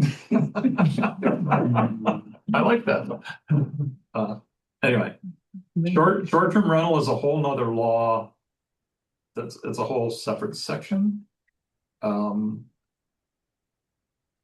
I don't think it's part of phase one, right? I think we have a whole separate law for that. Signs and billboards aren't really part of this, but there is a separate overlay for billboards as well, and especially electronic billboards, right? There's an overlay for those. Sign temporary. I like that it has a very specific deadline. Tony, was there going to be a change that like signs were not to be put in the right of way, like sort of for maintenance reasons? Does that apply to political signs? Does that Apply to apply anything you're putting up temporarily that's in a public right of way. Does it mention that it needs to be installed in a tempered fashion, so it's not without foundation or?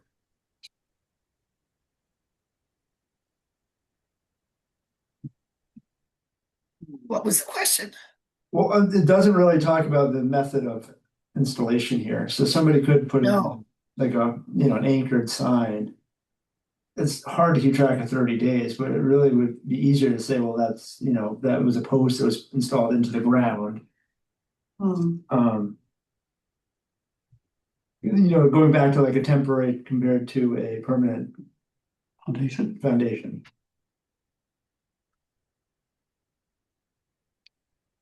Well, I think temporary signs are regulated by the number of days that you allow them to be up. Right. And but the question becomes, can they put them in the right of way? And I think political signs are often in right of ways, right?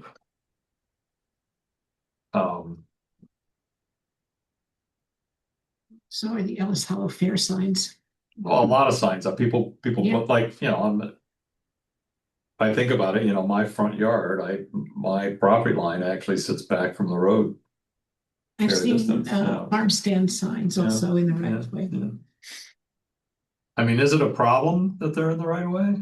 I mean, the real issue is if they're coming through and plowing and doing maintenance or something else, the sign's gonna get taken out, right? Who's gonna regulate it? Yeah. Yeah. Well, Right. I would check with Rick Young really about, when they're trying to plow or they're trying to mow. They let you know. That wouldn't be in the definition anyway. That would be in the sign regulations section. That's true. That would be in the sign regulation section. Yes. Yeah, that's true. Yeah, all right, This one's fine. that's fine. We're almost past us. Come on, let's get through. I mean, sometimes you put something in the middle of your garden just to keep them from mowing Yeah. Yeah, the no-mo. it. Yeah. Sign, solar collector, easement, solar stuff, that's all separate solar law. Well, and I added this one because I have a lot of experience with communities that are dealing with solar facilities. And that what the solar companies come in sometimes and say is that the only thing, if you don't add this part on, they don't include them in the areas that are like in the areas that are being disturbed, or if you have any acreage requirements, they say, oh, well, they're not part of the solar energy system, but they are. They're part of the whole facility because they always have fences and access roads and all those things. So I just think it's a better practice to call the solar energy system includes all of its components. So that's why I added it in. Got it. Nan, would you say it would be useful to put groundwork in that definition too? What do you mean by groundwork? Well, sometimes they have to pour a concrete pad to put in. Oh yeah, that would be all accessory, the inverter pads, the poles, everything. Okay. We could add it in. Yep. Concrete pads. Yeah. That's part of the accessory structure. Yeah, that's fine. No, it doesn't hurt to call it out. Special use is a big one. All right.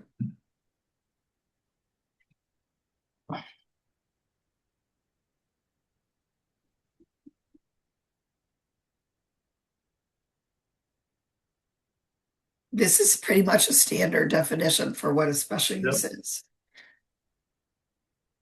So we currently have a special use permit definition, but not a special use definition. Yeah, I mean it. Yeah, that's fine. I like having the special use definition there.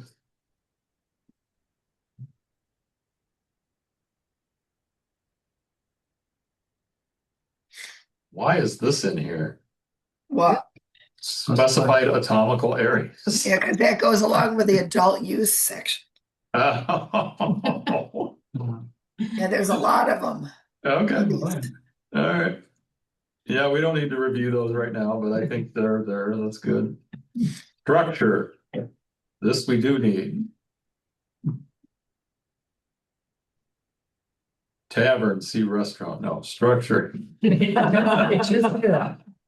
Man.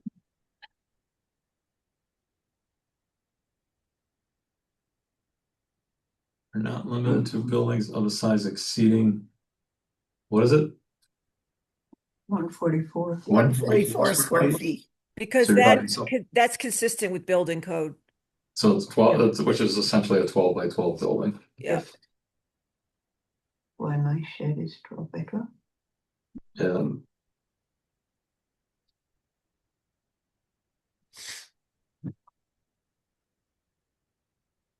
yeah, I think that's why my shed's 10 by 12. Yeah. But,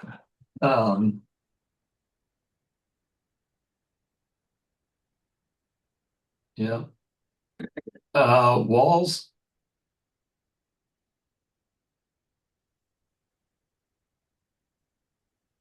So why are we taking out the and fences?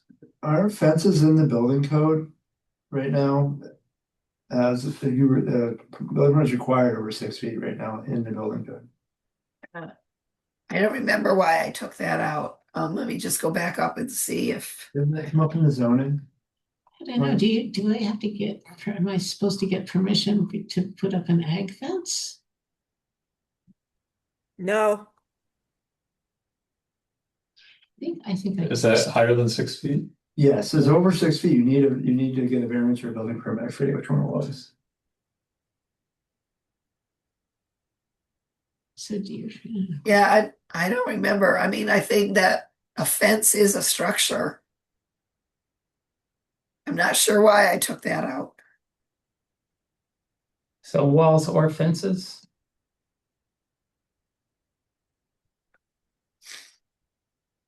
Look, walls would generally be over 6 feet. Generally. Well, yeah, the reason was this fence was the reason I remember is just I was gonna build a fence that was too close to the frontage, and so it required a variance because it was over 6 feet. When it's below 6 feet, it was no longer a structure, and you were allowed to do it without a. You could build that right on the property Without a line. variance, that's what it was. Without a variance, Yeah. yes. A fence under 6 feet, you can put right on the property line. Yeah, but Right, above but that, a you need to fence get over variance. 6 feet, then you've got setbacks and things that Yeah. apply, and you need a variance if Yeah, you want. because you don't want like an 8-foot wall up against the road. Right.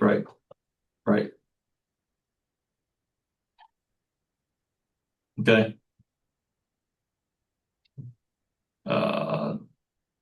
Tavern, we already talked about, temporary. So did we decide we want to take the definition of tavern out? I think it makes sense what you said, just see restaurant. See restaurant. See restaurant. That way it's reciprocal, so if you change the other one, they just, Yeah. Okay. Temporary. Important when we're talking about housing areas.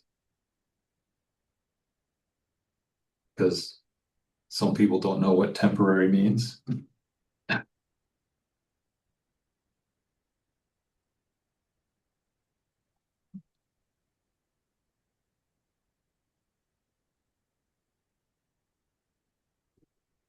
Yeah, any permit or approved, yeah, all right, I like. know, we don't designate a temporary building now, isn't that in the big building code enforcement?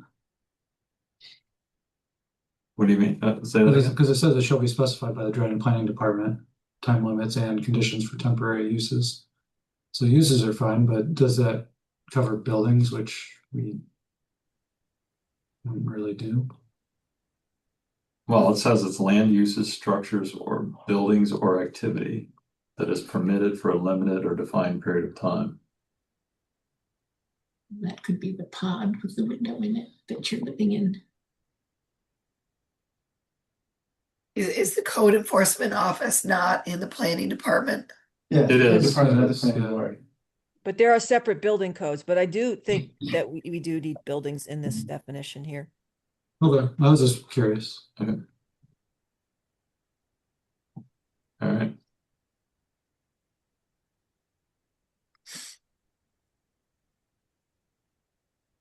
Theater, timber operation, I don't know if we need to go through those. Tiny home.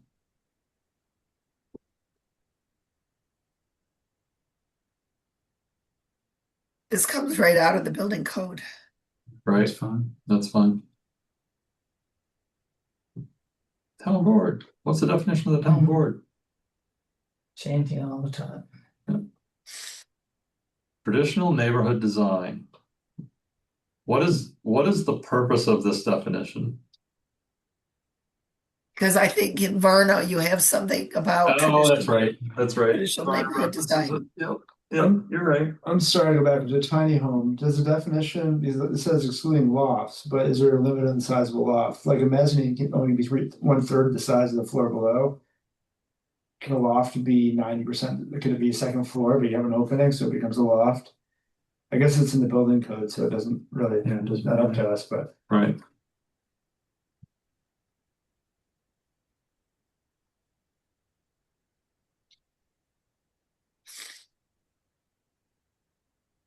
Could you have a 500 square foot loft? Well, that's right. My point is you could have a loft from the same size as the floor below and you double your square footage, but it says it removes that. Yeah. You have a 5-story. 1/3, the max 1/3 the size of the floor below. Sorry, so we can move forward. I don't think it matters, but.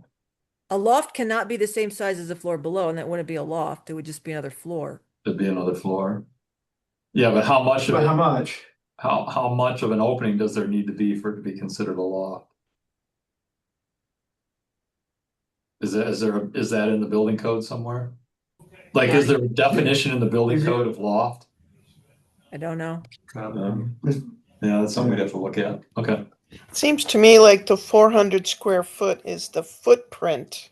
Yeah. And you can have a loft above that with a bed on it or something. Right, because right. Those homes are so tiny. So I think what they're saying is the loft isn't part of the 400 square feet. Mhm. That's right. Seems Okay. reasonable. Seems reasonable. Yeah, it's really the footprint. The footprint, yeah. Yeah. It And says there is a floor area, maybe it should be footprint area or something. Yeah, the building code has a loft. well, as that's the well. difference between gross square feet and That's square a feet. question. What was that? There would be gross square feet, right? Where that would be the whole entire square footage of the whole building. Square The foot, loft as it is is- here, applies just the footprint. They're covered under the building code. Lofts are? Yeah, Okay. I think we're all right. there's a lot. So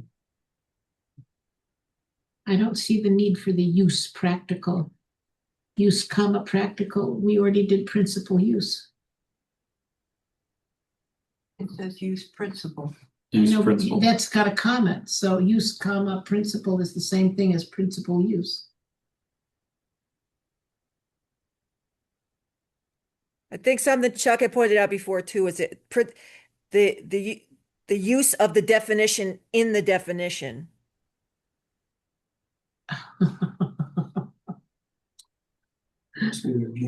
Well, this is different. This says the main or primary use. I Oh, think. yeah. Sorry. I think. I think the only thing here is that it looks like we're doing the same definition twice. I think in this case, it should say see the other one. Because they're, I mean, use principle and principal use are the same thing, right? So Yes. I think it's just, because isn't the other one principal use? Yes. Yeah, so I would just say see principal use. What do we? So we're not having to make sure that the two sections say the exact same thing. Did you sign in? Do you even need this one? Do you even need No, use I don't think principle? so. I don't even I don't think know. you need it. I don't think you really need it, but I don't, it's in the current, but yeah, I don't, yeah, it's fine. If you're gonna have it in there, I think I would just do that, but you could get rid of it completely. Variance area. These are definitions of the area. This is where I wish we had Janice to weigh in on. I mean, these are currently there. I don't know if we need to change anything with the definitions here, but barn is defined. Here we design vernal pool. A vernal pool. Oh, good old Great vernal definition. pool. Yeah.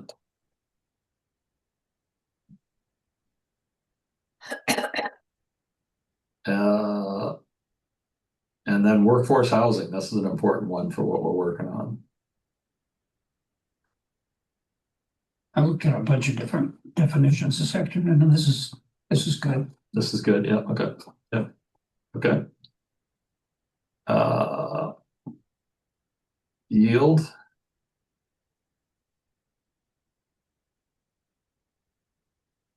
I'm assuming that you're putting this in because yield is used elsewhere in the code. Yes. Yeah. Okay. Okay. Good there. That's it for the definitions. Yeah, that's it for the definition.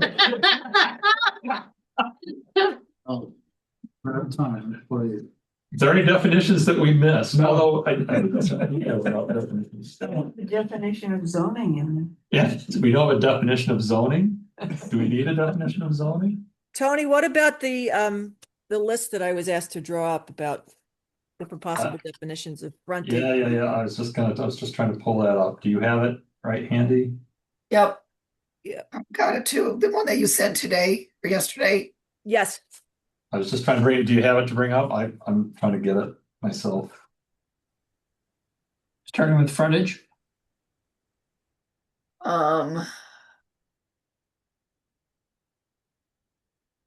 Definitions update, here it is. I got it.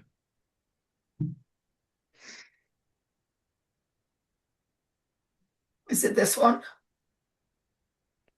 Yes. Yep, starts with frontage, yep.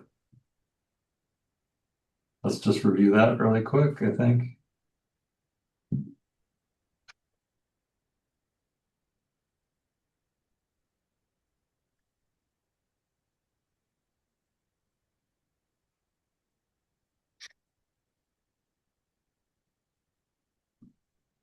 Yeah, we talked about this before, especially the frontage on corner lot and stuff, right? I like the new definition.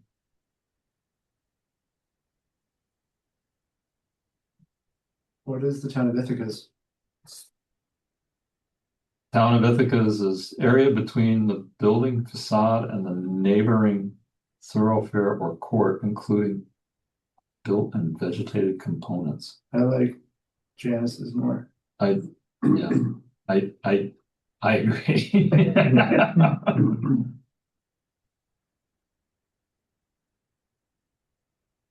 That's good.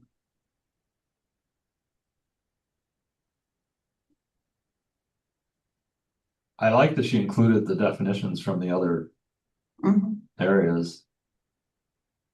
I like Janice's suggestion. I don't, do people have thoughts on that? So Good. Okay, good. Can we go back to workforce housing? Okay. Because this, I remember this coming up in one of our meetings, and it was helpful to have a shared understanding of that. And I remember citing HUD's definition of it being 80 to 120% of area medium income AMI. And I thought that was useful just to get us focused on the difference between. I just put those numbers in. Yeah, so. Okay. But isn't that's affordable housing, not necessarily workforce housing? Actually, no, that's the workforce housing. I'm looking at the HUD definition right now just to confirm it. Households earning up to 80% of AMI are eligible to live. So relative, let's see, workforce housing is most commonly intended for households with incomes between 80 and 120% of AMI. This is from the Brookings Institute, and they're citing HUD. But I mean, if you can find a better source, I think you can find that those same numbers on HUD's website. That's what I've done previously. I just did a quick search. Okay. So might be what they use, but I don't know. I mean, you don't think it'd be useful to have a working definition that, so it's not so vague what we mean when we say workforce housing? well, but this one is the incomes are above traditional low income housing thresholds, and that 80 to 120% is the traditional low income housing threshold. This says it's above. Households earning about 80% are eligible. Okay, so according to HUD, households earning up to 80% of AMI are eligible to live in low income housing tax credit properties. So I take that as a definition of low income, up to 80%. 80 to 120 is workforce housing. That's the way I read it as well. Yeah. It's sort of the missing middle for working people.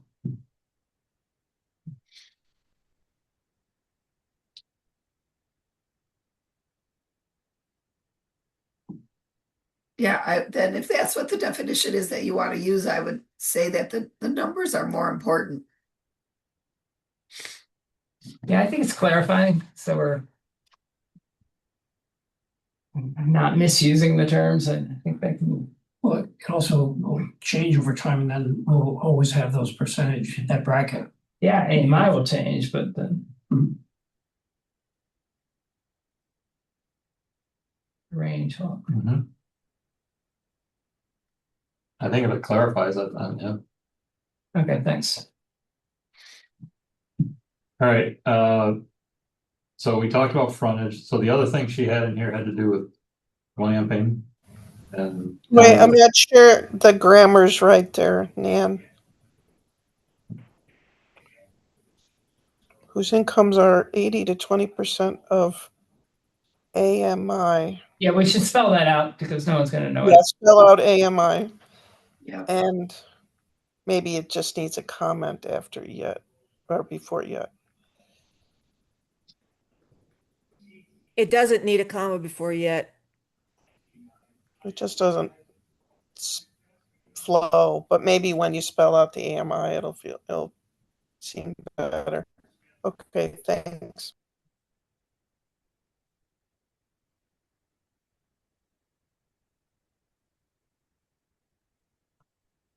Right, I'll fix that.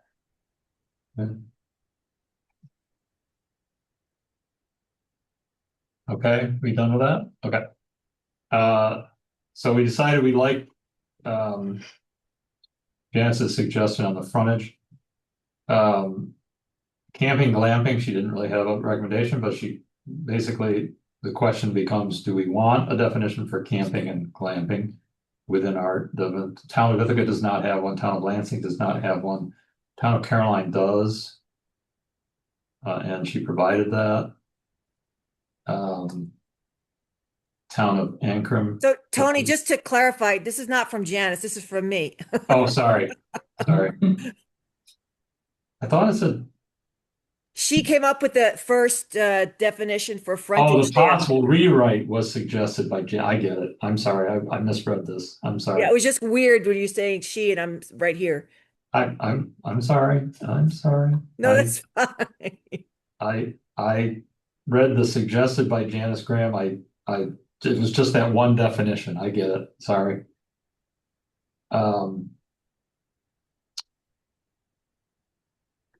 So That's good. I think we should have the definition. I don't know what others think. I think we should. Yeah. It's gonna grow. It could happen here. Yeah. And then the question is, do we want something similar to what Caroline has, That or sounds very similar to what we Yeah. discussed last time. yeah, okay. I think the Caroline definition, if you look at the other definitions I found on the New York State Department of State website, Yeah. it's exactly the same as some Got it. other municipality, so it's a Yeah. standard. All right, that's fine. Sounds good. The one question I have is, and this really doesn't necessarily apply to phase one, but we don't have definitions for hospitality uses I mean, we do have, in our definitions, we do have, or do we have definitions for things like Airbnb? Like now we have short-term rentals. What about, like, we do have definitions for boarding houses and those kind of things too, right? So yeah, so we have all that stuff. Okay, that's good. Yep. Bed and motel, breakfasts. bed and breakfasts, that kind of stuff. Yes, we do. Okay. All right, so we like the Caroline one is what I'm hearing, right? Yes, Okay. that's fine. And then green space or green space. Town of Ithaca.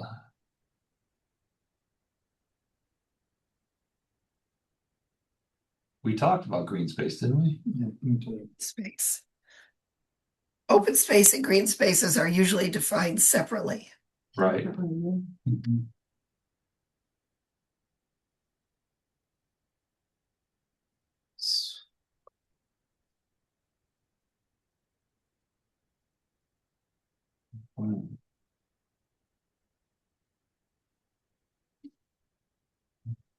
Right? Green space is usually like a pocket park or a park or, some,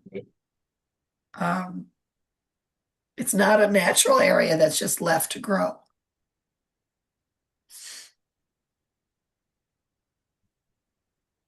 That's more open space, right? Right. I mean, that's my opinion is that open space and green space are used differently. Right. And therefore should have two separate definitions. I think I agree with that. I like that distinction. I do like that distinction, yeah.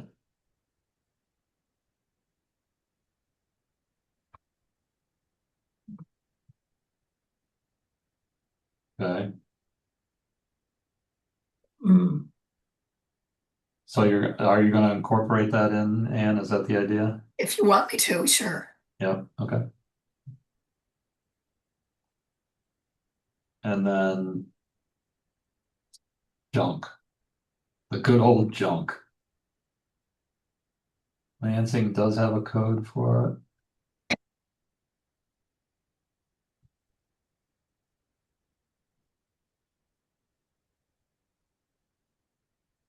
Motor vehicle. But what makes it a junk motor vehicle? Yeah, do we have that defined? Wait, Is it unregistered? And why do you have to have more than one? Why isn't? It defines it, notwithstanding foregoing definition, a motor vehicle shall not be deemed junk. A motor vehicle shall not be deemed junk when such vehicle is being repaired or restored and such work is performed within a structure or similarly enclosed area designed. Such vehicle is lawfully being offered for sale, or the underlying allowed land use of the land parcel in question is lawful in compliance with zoning regulation requirements, such as towing yards, repair shops, etc. It's not considered junk. I guess one question I have on this junk thing is how it applies to. So it's considered a junk motor vehicle if it's unregistered. An unregistered old or secondhand motor vehicle no longer intended or in condition for legal use on the public highway. This includes vehicles used for parts.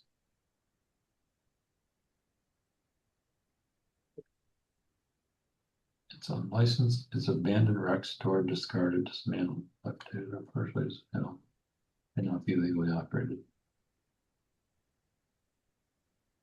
So you could find an old dilapidated Chevy or whatever and put it in your front yard and make it into a flower bed. But if you do two, that's not good. That comes from New York State definition of what a junk vehicle, a junkyard for vehicles is. What does secondhand have to do with defining whether it's junk or not? Really? I mean, that should matter whether it's first hand or second hand or third hand. I think that's surplus. So just an unregistered old. No No, longer. an unregistered vehicle. An unregistered motor vehicle no longer intended or Or in condition. Yeah, I'd agree. I guess, and I agree with this definition. The only thing I'm kind of wondering is what does this do? You know, we have a couple of properties that are motor vehicle repair shops that May or may not be approved. may or may not be approved that have vehicles that meet this definition. You want to still Yeah. operate. Indeed. Well, I don't think it changes our definition because what really matters is what we put in the code happens with these junk vehicles, but you know, I can think of one property that gets a lot of attention that hasn't come back before the board. Yeah. Well, they No. could have them indoors if you had an indoor facility for them. Right. What about people who just have a truck to plow their driveway with that doesn't go on the road? And doesn't, you know, therefore you don't license it, you don't register, it's not inspected. Farm vehicle. Yeah, I'm just. Well, there are a lot of farm vehicles that are not registered, Well, But the that's where number more one than one definition comes is in. it's unlicensed, unregistered, not inspected, and you could have a vehicle that you need to use to plow your driveway with. I'm not describing myself, but I thought about doing this once. Yeah. You know, just have a truck for the purpose of my driveway. I think that's a good point. Farms too. I mean, there's tons of farm vehicles that are unregistered, sit out in the yard. Right. Perfectly visible from the road. Yep. But they're And still they- functional. though. they Well, they're Right. functional. No, but you know, maybe not though. I think we need to add inoperable. I think yeah. Well, so my neighbor doesn't, you know, I won't say which neighbor, for a long time, they would have 6 to 10 vehicles that they were unregistered vehicles they were working on, they're probably operable, but then you'd be selling them out of the front yard. And so you have 4 or 5 vehicles lined up there. There's no for sale signs, but you know, as a storage lot, does that count? But they were operable, but they weren't registered. To me, you know, that becomes almost a junk yard that basically has old vehicles that are being worked on, and but it's a business. Although if they're being offered for sale, they must be able to be legally operated. Maybe After he worked on them, right? So you would have a collection. Yeah. I don't want to go. Sorry, I'm going into more detail than I need to, but like that, I'm not sure this captures that. Right. I think we already have something about a junkyard that talks about that. Yeah, I think you're right. And then we were talking about junk, and then junkyard came after that. What we're trying to control here is abandoned vehicles in people's front yards near the road, and that should be towed to a junkyard, or wreck yard. And we have those, and it's unfortunate because it really drags down the whole environment. Like the neighbor I had that had a junk RV sitting in his front driveway for 5 years. So how do we address that and not be operable unlicensed? Well, we certainly don't want to impact operable farm equipment, right? Because that is, you know, you could have a truck. I know a number of farmers that have trucks that just sit on their farm and they don't drive them on the road and they use them for. So we need a number 4, operable farm equipment is excluded. Yeah. And would a plow truck be considered farm equipment? But can you even regulate farm equipment? Well, we can't. That's why we're saying it'd be excluded. Yeah. Well, Dan, what could we say to frame this issue? I think what you just said, I mean, usually it has an exclusion for farm machinery and vehicles. Mm-hmm. Are you gonna define a farm? Well, farm is defined in other places. What about, someone with 4 acres and has a long driveway? Farm is not defined. There's farm operations. But farm is not defined. What about an exclusion for farm equipment or farm vehicles and vehicles used for property maintenance? Something like that. That seems like it leaves a lot open. But operable. Okay. Operable farm vehicles and property maintenance. I think putting property maintenance and vehicles is good. Well, because for example, is my John Deere tractor, if I left my John Deere tractor sitting in my front yard and it didn't work, is that a junk vehicle? No, it never was a vehicle. And actually, all of the hedgerows that have farm equipment stuck in it. Stuck in them, yeah. Farm operation, they're still okay. Yeah. Okay. They're excluded. I think we just need to, I like the definition, but I think you're right. We need to exclude operable farm equipment, that kind of stuff. But it's not just vehicles either, right? There's other parts of this that junk is a bigger definition. We're looking at just specifically at junk motor vehicles. Because they have junk mobile home. The town of Lansing has junk vehicle, junk mobile home. And just general junk. Just general junk. More than one, so just general junk. Outdoor storage or deposit of any of the following shall constitute junk.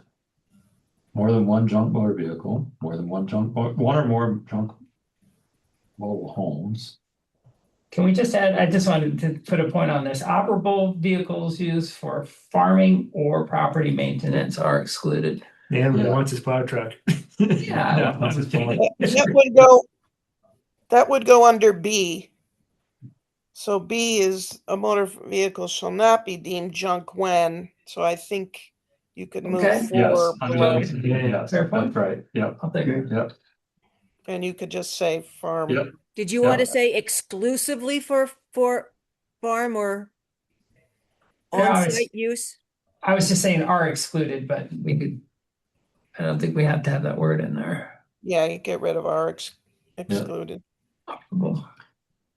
Did you need to add exclusively for on-site use or something like that? I thought we should have for property maintenance. So you could use one to, farm operation or property maintenance. Yeah, But your like, question so is, operable motor vehicles and equipment used on a farm, exclusively on a farm or for property maintenance. I mean, Yeah. I know somebody that has an excavator sits in their lawn all day, ever, not constantly, but they use it to dig ditches and stuff. And they're not a farm.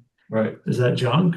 No. Probably not. No. no, It's not. because it's not. It's off. It's operable, Right, which is, yeah. yeah. Okay. But by definition, if it's not registered, it has to be used exclusively on that property, because you can't. Right, leave it can't be the driven on the road. It could be hauled on a trailer, but it can't, but Yeah. We go back up to the main definition then. of junk. Yeah. So this is from the Lansing Town Code. Yeah. More than one junk, so you can have one junk motor vehicle, but more than one is not allowed, according to the thing. Anywhere on the property, because right now we don't allow a junk vehicle on the front side of the building, Right. right? That's, There's, well, this is just defining what junk is. okay, And they're saying that what they're saying is more than one junk vehicle is considered junk, Stored outdoors. stored outdoors, Okay. right? But then you could just say junk mobile homes is one or more, is any. Any junk mobile home is considered junk, yes.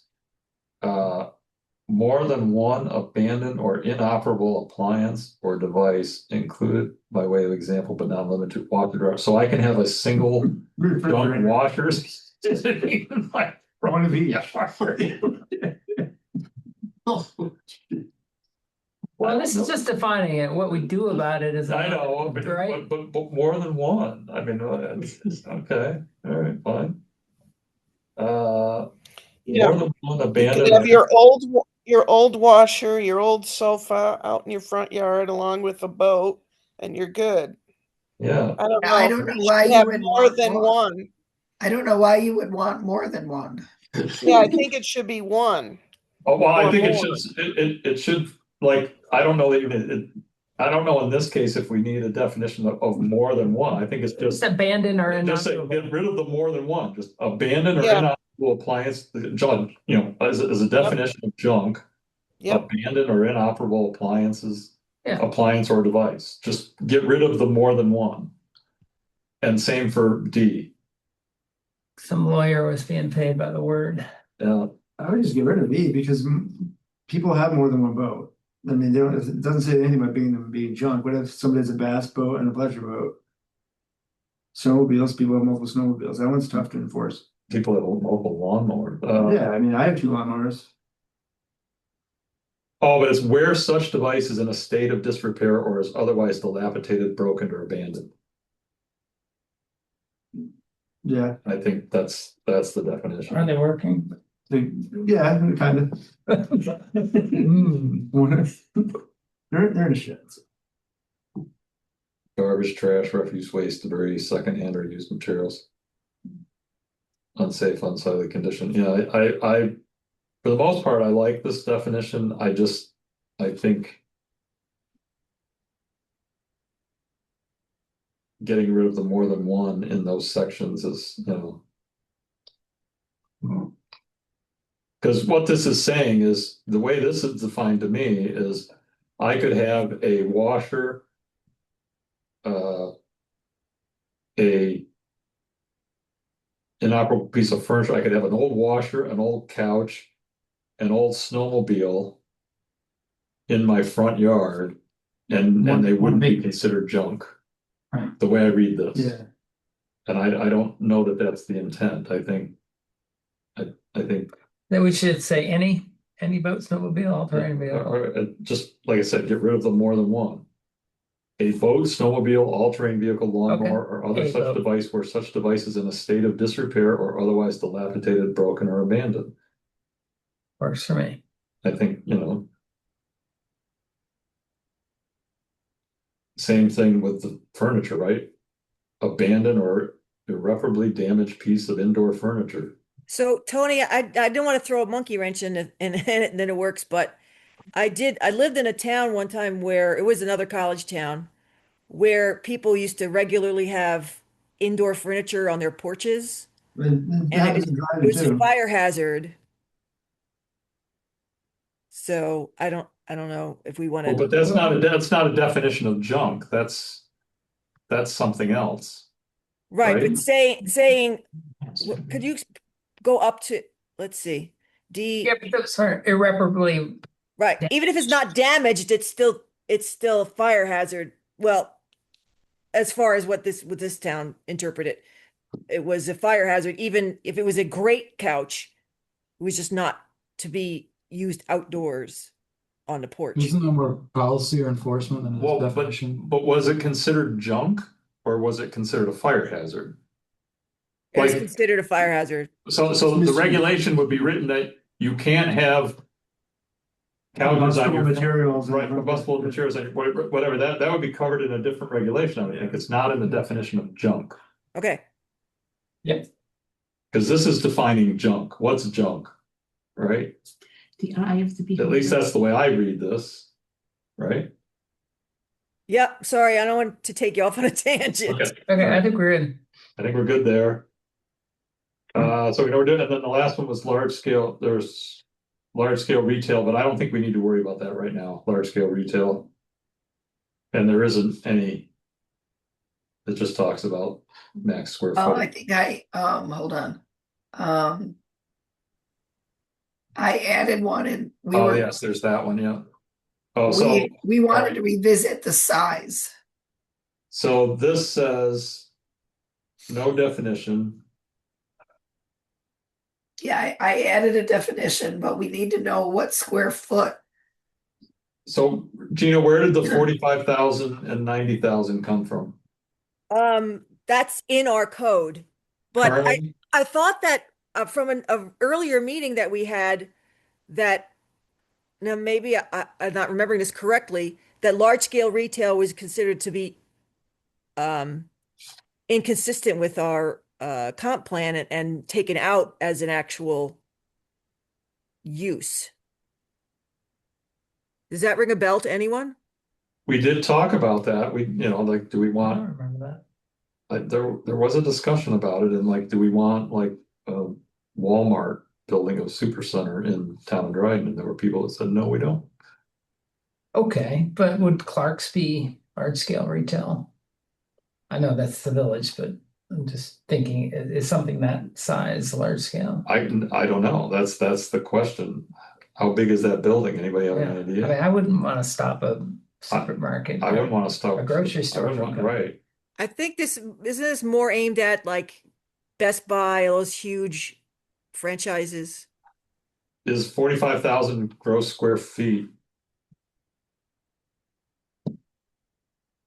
That's the lower end of what we would typically call a big box. 45,000 is? Yep.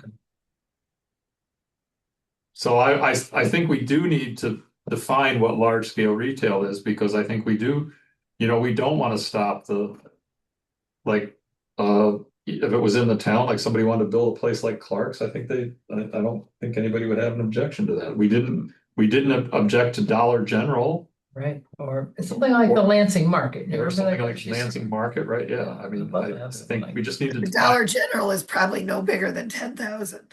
Right, Dollar Generals are pretty small, but So I just looked, a typical Lowe's is about 100,000 square feet. a typical Lowe's, yeah, Yeah. and that's the kind of thing we're That's trying to not avoid. even- Yeah.